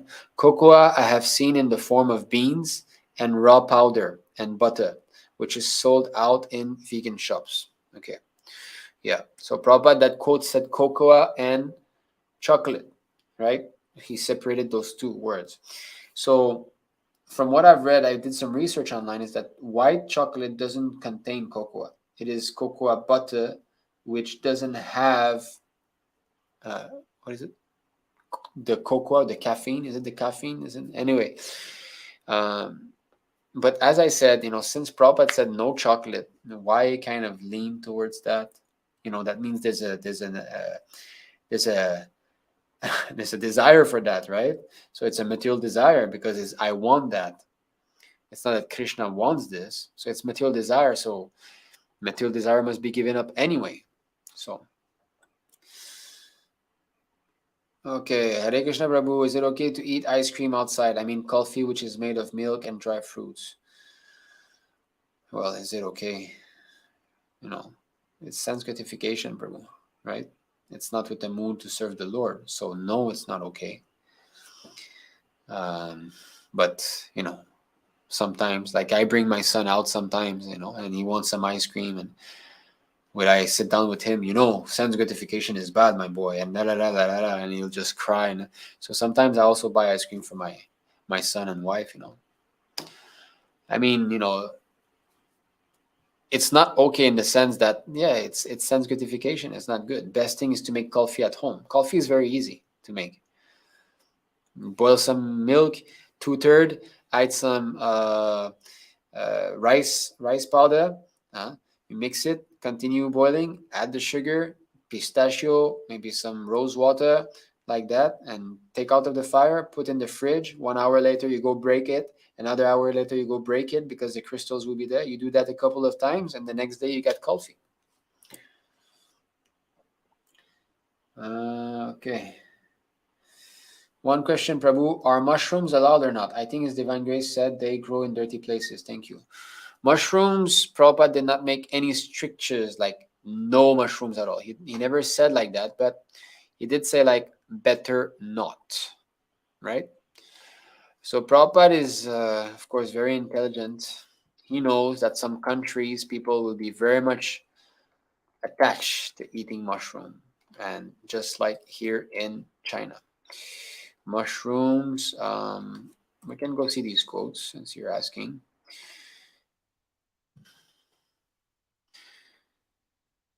Here in China, they're addicted to mushrooms, So if you tell them from the beginning, no mushrooms, they might just go away, right? So these things should be later on introduced. No, what is that? This is not it. That's not what I want. How come? Mushrooms. Oh, with the S. Okay. Okay. So here, the important thing is that your preparation should be palatable for Lord Krishna and that the ingredients be within the groups of ingredients already listed. You have asked me about sassafras, and yes, it may be offered. Mushrooms are generally not offered, but there's no prohibition. There's no harm in them. The Prabhupada says this here, but he also says, generally not offered, okay? Then no prohibition, no harm in them, all right. And then the other quote is, because mushrooms grow in a filthy place, they're not usually offered to Krishna. You see? So why Prabhupada spoke like that, like kind of half-half, right? That's my take on it, is that he knows that some countries, they're very addicted to mushroom, like here in China. You tell them no mushrooms, they'll go nuts, Even here, our Matajis are still eating mushrooms. But by the strength of becoming more purified, one will understand that the taste of mushroom is a taste in the mode of ignorance. That's another thing, When we advance spiritually, we purify our senses. Okay? And what does that mean? It means we start to know what is what. I taste something. If it's not in the mode of goodness, I'll know, this is nasty stuff. So that must come. Illuminate all the mode of goodness can be experienced when all of the gates of the body are illuminated by knowledge. This is what Krishna says. So we can go see that verse. What does that mean? The gates of the body illuminated by knowledge. It means that all the gates, okay, 14:11 Bhagavad Gita. Let's see that.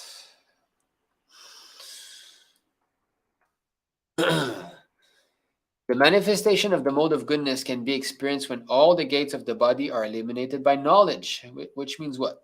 There are 9 gates in the body: 2 eyes, 2 ears, 2 nostrils, the mouth, the genitals, and the anus. When every gate is illuminated by the symptoms of goodness, it should be understood that one has developed the mode of goodness. In the mode of goodness, one can see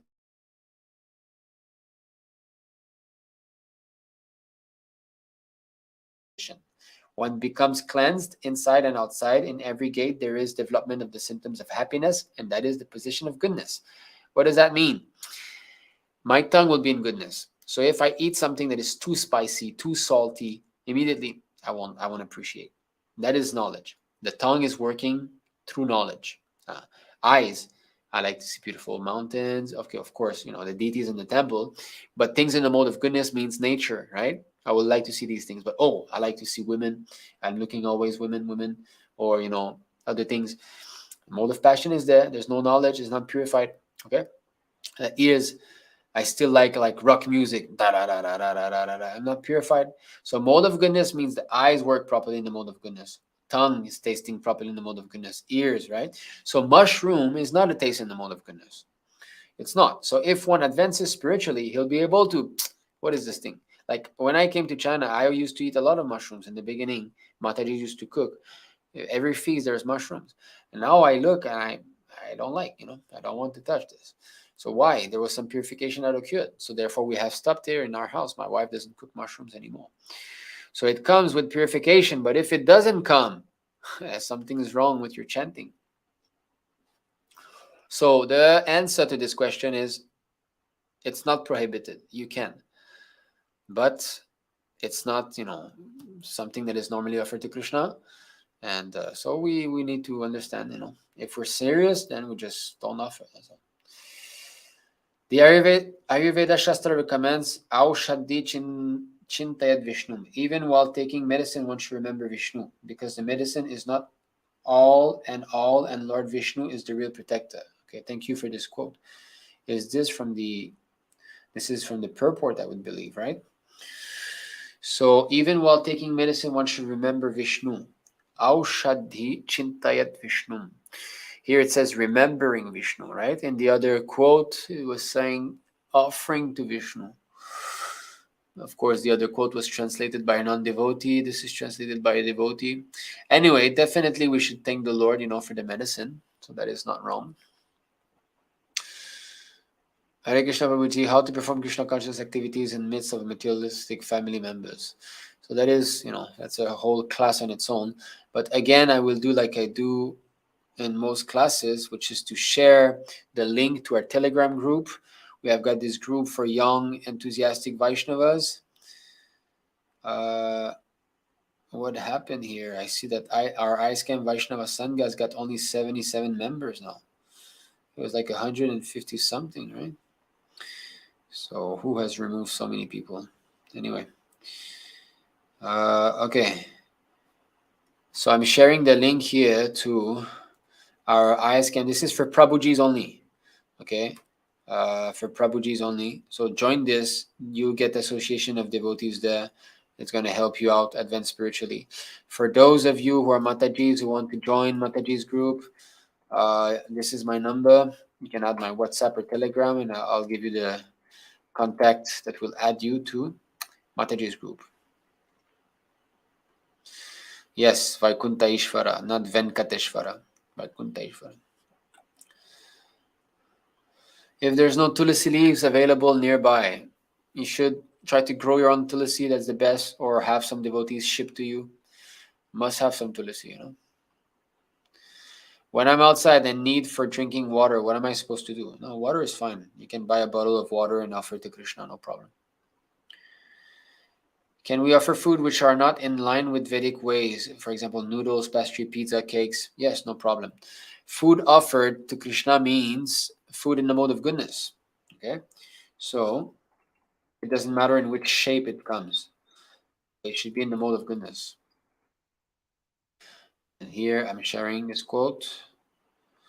I thought this session would be shorter because I thought there's not that much to talk about, but we're again reaching the 3 hours. Okay.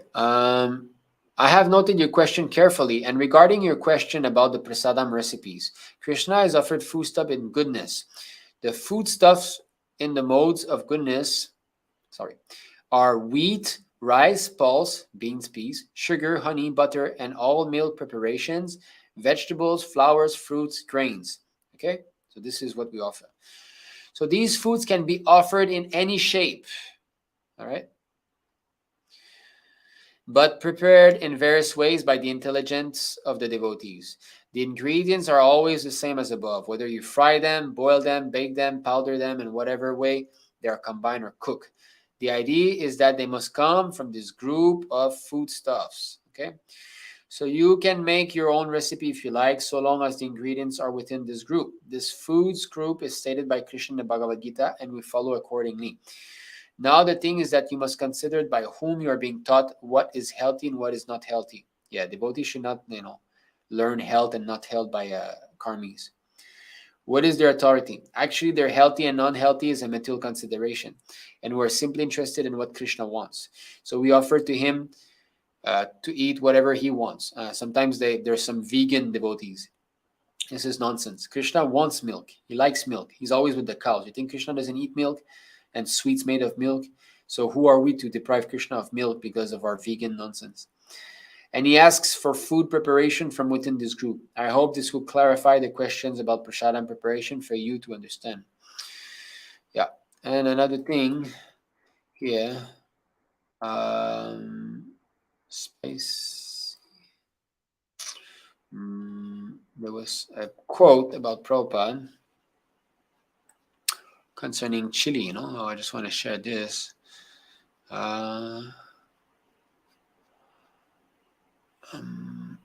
Chili. Is it chili? No. Spicy. Okay, I cannot find this. Anyway, Prabhupada is saying that chili is in the mode of ignorance because as soon as you put it on the tongue, it hurts, Yeah,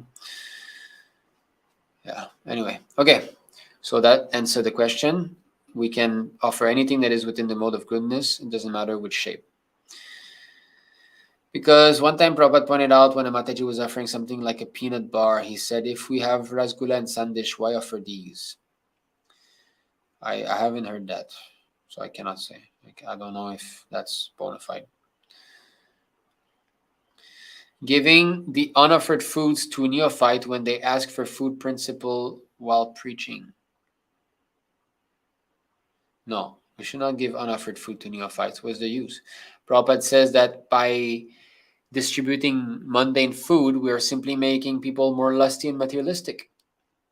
This is in the, while we're at it, I had recorded that. I had shared it recently in our group. So why not we watch it together now? I'm sending this to my computer. And we're going to be watching a little recording together. Having a lot of fun in these sessions. Okay. Downloads. Yeah. All right. Now, Krishna is feeding all the living entities. So there is no scarcity of food. The only scarcity in this world is lack of God conscious or Krishna conscious. And we're trying to give people, especially if the leaders take it up, then all this artificial problem of food shortage will be solved immediately. Then Rianda Maharaj said, oh Prabhupada, we have also our food relief in Mayapur. This can be done also here in South America. Prabhupada said, why not? But it should be prasad, not ordinary food. Because if you give them ordinary food, they will become more lusty, more materialistic. It should be prasad. So I think this is clear, right? It should be prasad. You give them ordinary food, they become more lusty, more materialistic. And we've seen food not offered to Krishna is like dog feces. And so what if you offer dog feces to someone? Is it nice? No ordinary food. There's no, this is clear. Okay, now we're almost down. What about devotees who are not fixed dhira and may not do Mangalarti in the temple? They cook. Can we eat? Oh. Who are they offering to? Sometimes not everybody might be able to do Mangalarti, maybe in the beginning, but everything should be clear-cut in Krishna consciousness. That's what I say, why leave things in the gray area? Who are they offering to? They're not sincere enough to do Mangalarti. Are they sincere enough to offer to Krishna? Right? So there's so many doubts there. So why do like that? Why not cook by yourself? Why being lazy? Why not? Cooking by oneself is not hard, It's not hard. Even if I was a student myself, I would not eat outside or this like that. So easy. You have one pot, right? Put some ghee, put the rice directly in the ghee. Don't even boil the rice. Put the rice directly in the ghee. Don't even wash the rice. Prabhupada didn't use to wash the rice. Directly in the ghee. Fry, you add some dal, urad dal, the split green beans. Fry. You can have some spices and stuff. Add some vegetable. Fry. Put some water. Close the lid. Let it boil for 30 minutes. You open, put some salt, and you got khichdi. Finished. Why we say Shri Vishnu when we mentally offer food to Krishna? Yeah, that's a good question. But there are some mantras, that we cannot change. These mantras have been given in this way through parampara system, so we cannot change. Just like Om Vrindaya Tulsi Devai Priya Keshavasya Vishnu Bhakti Pradevi Satyavatya Namo Namo. So Prabhupada has given us this mantra as Vishnu Bhakti Pradevi. Some devotee, they like to change for Krishna Bhakti Pradevi. So why change? I mean, it says Vishnu Bhakti Pradevi, right?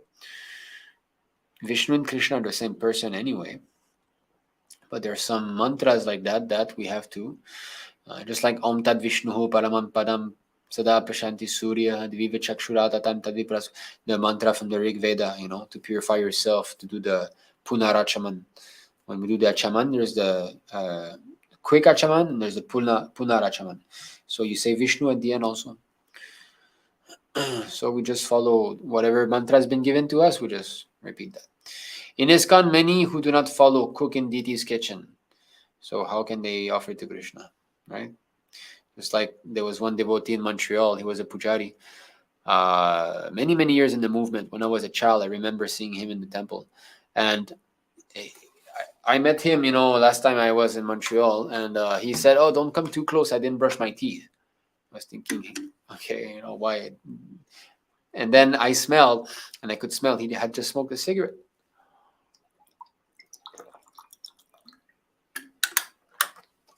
So he didn't want me to smell that he had a cigarette smell, but I smelled. And he's a pujari. He was going on the altar after that. So why be in a place where offenses are committed? Better Asat-saṅga-tyāga, properly draw the line. Okay. Encouragement, they're all on the same as Prabhuji. Okay, giving an effort to the urgency, love the Prabhuji.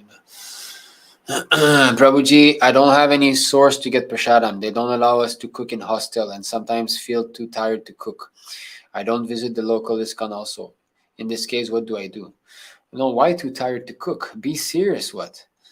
Be serious. Like I said, they don't allow to cook in the hostel. They're not in your room like watching you with a flashlight, right? So you do it. You disobey the rule. And if they cut you, okay, I'm sorry, I won't do it again. It's just this time and always. And then they go and you do it again. That's all.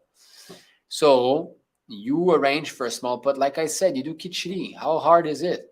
You cut a few vegetables, you put some ghee, some spice, you throw that in this, and then you just wait, right? And then you offer the whole thing, and then washing pot, whole thing together, maybe 20 minutes. You don't have 20 minutes, and you make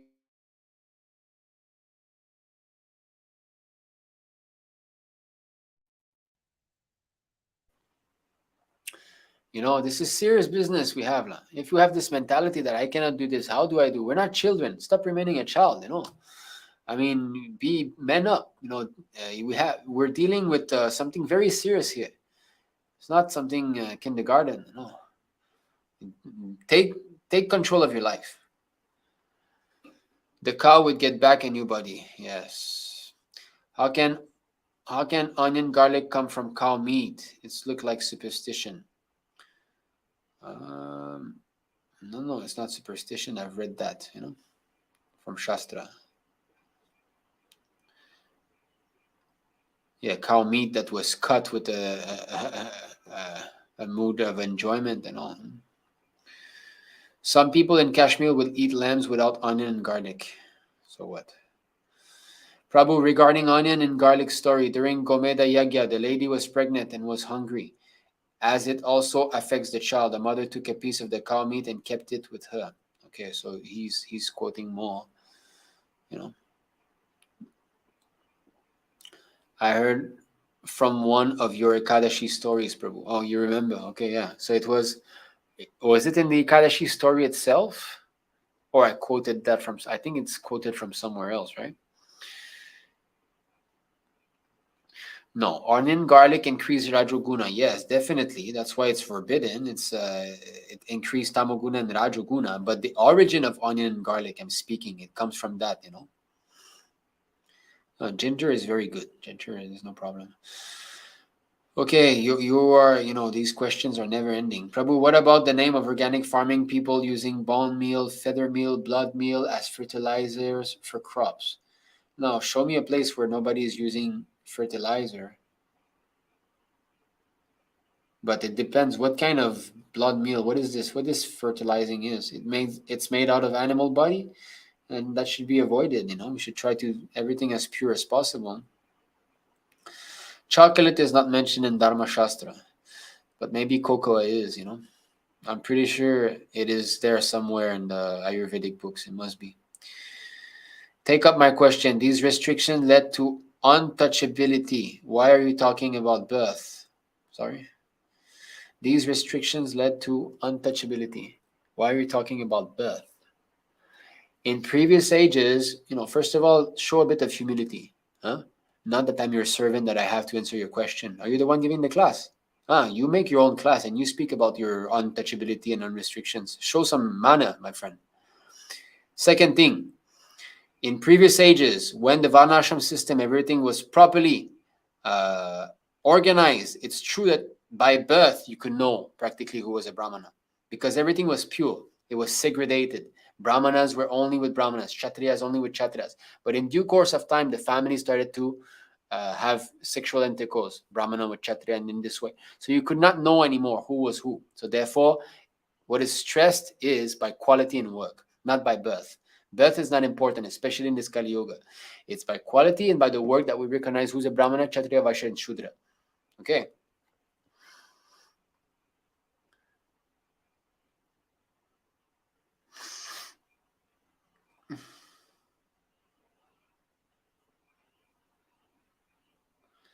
Yeah, I don't want this kind of nonsense question. I'm seeing other questions. Please give me order to material study for 6 hours per day. Because if you give me order, why would I give you order to study 6 hours a day, material study?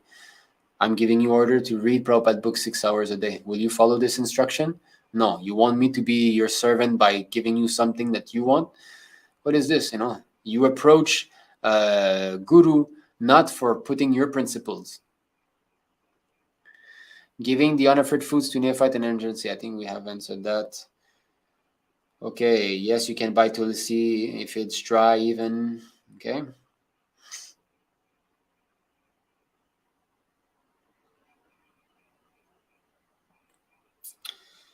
Okay. Prabhu, can we offer soya beans and mushrooms? So as I said, mushroom is okay, but soya beans is also okay, but it's high on protein, so you be careful. Don't overindulge. Vina Mataji. Prabhuji, one should not eat food cooked by non-devotees, but people prefer to take snacks and say that this was prepared by machines, so they consumed like snacks. It's not right, Prabhuji? No, it's not right. All these snacks and all, Prabhupada clearly says that it's contaminated, You don't know how much things they put in those things and how they're preparing that. And the whole point is that it's not prasadam. How you can say that prasadam is snacks anyway? We've seen it. Non-prasadam things that are not offered to Krishna are as good as dog feces. So you tell them, dog feces prepared by someone or dog feces like packed by a machine. Is it better? This is called discussing stool, wet stool, dry stool, Prabhupada says. Sometimes in the river there's stool floating, So the top floating on top, it's been dried by the sun, and below is wet. So the dry part is better, because if you touch, it's not gonna stick on your. Is it a very good argument to argue between dry stool and wet stool? Such people are not serious. They offer also and consume those by saying there doesn't contain onion, garlic, soy. Yeah, let them go to hell. What to do? Let's focus on our own sadhana. Of course, if there are people that you love and all of that, then you should try to convince them. Like this session, I think we've shown so much. You share this session with them. If they're actually serious, they will go through it. It's 3 hours worthwhile, because so much of Prabhupada quotes are there. Shastra is speaking and all. You become convinced. And if you're not convinced after this 3 hours session, then what can we do? Hare Krishna Prabhu, when a devotee takes sannyas, he takes madhukari or food from another people, non-devotees. It is right taking bhiksha or food from another people. Are you taking sannyas? We've seen those verses, right? It is said that for a sannyasis, he doesn't become contaminated when he does that. It's his mercy, actually. It's okay. Nityananda Prabhu said for a sannyasi, it's fine if he begs a little from here. But it's not that he eats like this. He takes food grains from here, little from here, and then he goes and prepares and he offers to the deity. Or simple things like milk, fruits, that's fine. Hare Krishna Prabhuji, how to manage with non-devotee family? That is a whole other topic, Mataji. Orojita Mishra. I don't know if you're Mataji or Prabhu. If you're Prabhu, there's a link in the description to join our Telegram group. You do that, then we can guide. Otherwise, you can add my number. We can add you to the Mataji's group. Prabhuji, I'm suffering mentally now due to my past bad karma. I'm also chanting, but still I'm worried. How can I atone my past sinful reaction? Keep chanting. Keep chanting. It will be fruitful. Keep chanting and reading. Gargani Prabhu offered that chocolate to Prabhupada, but as far as I have heard, Prabhupada didn't taste that. I don't think it was Gargamuni Prabhu. I've heard it was some Indian boy in India, Do you have any interest recipes I can make at home? Yeah, it's not a cooking class here. Go on YouTube. I do love mushrooms. Okay, well, it's not restricted, right? So you can go on, but you should also. That's a good judging. That's a good judgment. You will know one day when you chant properly that the taste for mushroom will diminish. We in India also eat mushroom, but now I don't take it. My mother cooked it. It's very tasty. Okay, why we should not eat onion and garlic? Again, Rajaguna, Tamaguna, all right. I've been avoiding mushrooms. I was hearing mixed opinion. As soon as my Krishna Conscious reawakened, I just fancied yogurt and fruit. I could live on them, but still messy here and learning. Thank you for help, Prabhuji. Hare Krishna. Yesterday, Dimitri Prabhu was filtering out those devotees who didn't put one single message in the group. Oh, okay. That's why we have less, right? But they didn't put one single message. But did they look at some message? If they don't put message, that's not so important. But if they read, we should not remove them from the group, right? So we should long press some like a message that we posted like a week ago, long press, and you see who read, who didn't read. If they're just like not reading and not, anyway, I don't know if it's so necessary to remove them from the group. Who knows? Maybe in the future, at one point, something bad in their life will happen, and let me go check that group, right? And if they're not there, I mean, it doesn't seem to.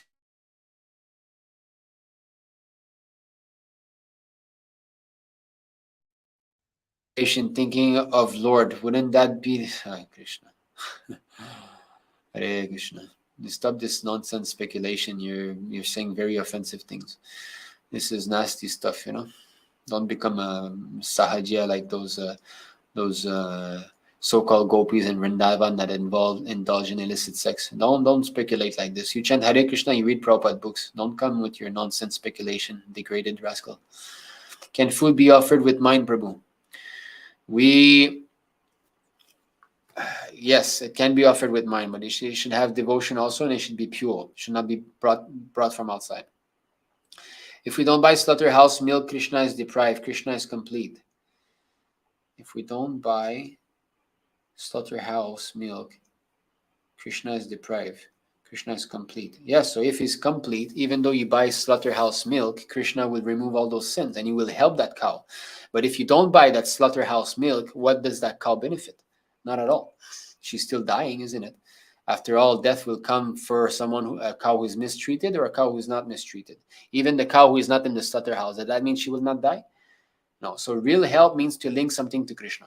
So even if you buy food in the market, but you offer that to Krishna, that will be purifying for the cow, even if the cow is mistreated at the moment.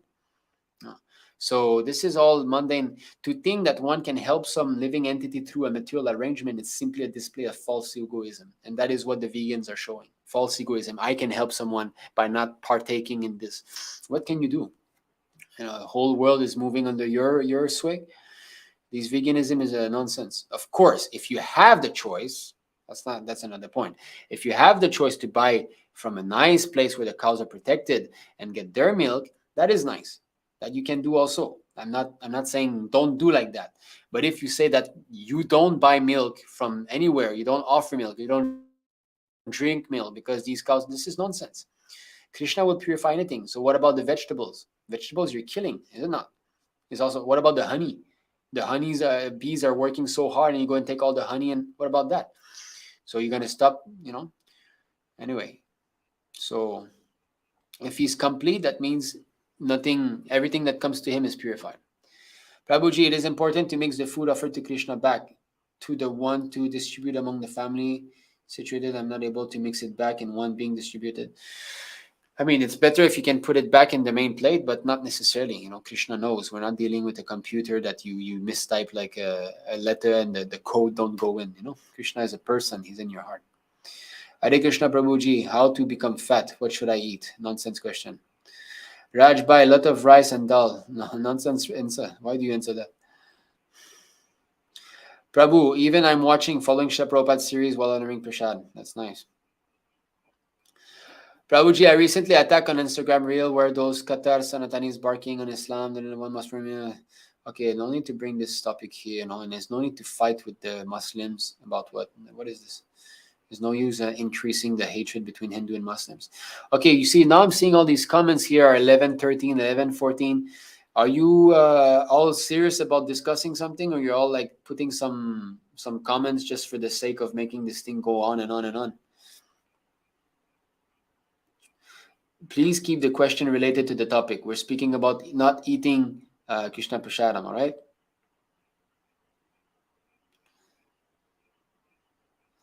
Yes, thank you, Mataji. Thank you for your kind appreciation. Okay, Vrindavaneshwari Mataji. Prabhuji, if someone asks us to prepare a particular dish because they want to eat and offer to Krishna first, so are we doing that in the correct manner? Won't it really come under sense gratification? No, because it goes through you. You are preparing to Krishna. So you offer to Krishna with your devotion. You try to make the dish as nice as possible and you offer to Krishna. And due to your mercy, they will become purified, So, but if they did it on their own, then it would be sense gratification. No, that's not a fact, because those cows that are being slaughtered are actually human in their past life. Because they have slaughtered cows, they have to become cows and be slaughtered. And by simply boycotting, it's not gonna. Where's the boycott working? The United Nations is trying to relieve food shortage or relieve hunger. There's still poor people lying around everywhere. Everybody's locked up in their own karma. You're not going to be able to. You think that they're going to run out of business because a few vegans are starting to buy their thing? Are you going to be able to convince everyone to become vegan? They're not going to run out of business, my friend. No material arrangement can solve anything. It's useless. You must connect with Krishna consciousness. Okay, all right, so now I'm not going to go into that. I want to get into this again.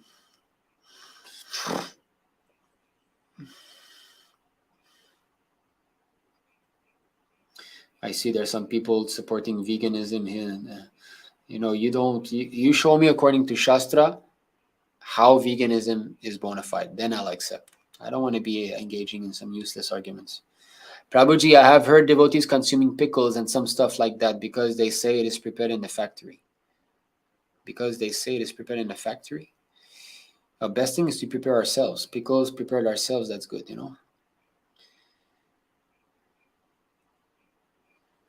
Okay. All right, that's it. So we have done it. We've finished those questions, even though it seemed to be unending. I thought this was going to be the shortest session. It happens to be the longest. So thank you very much. Thank you for having attended. Now we have got this class that is all packed up.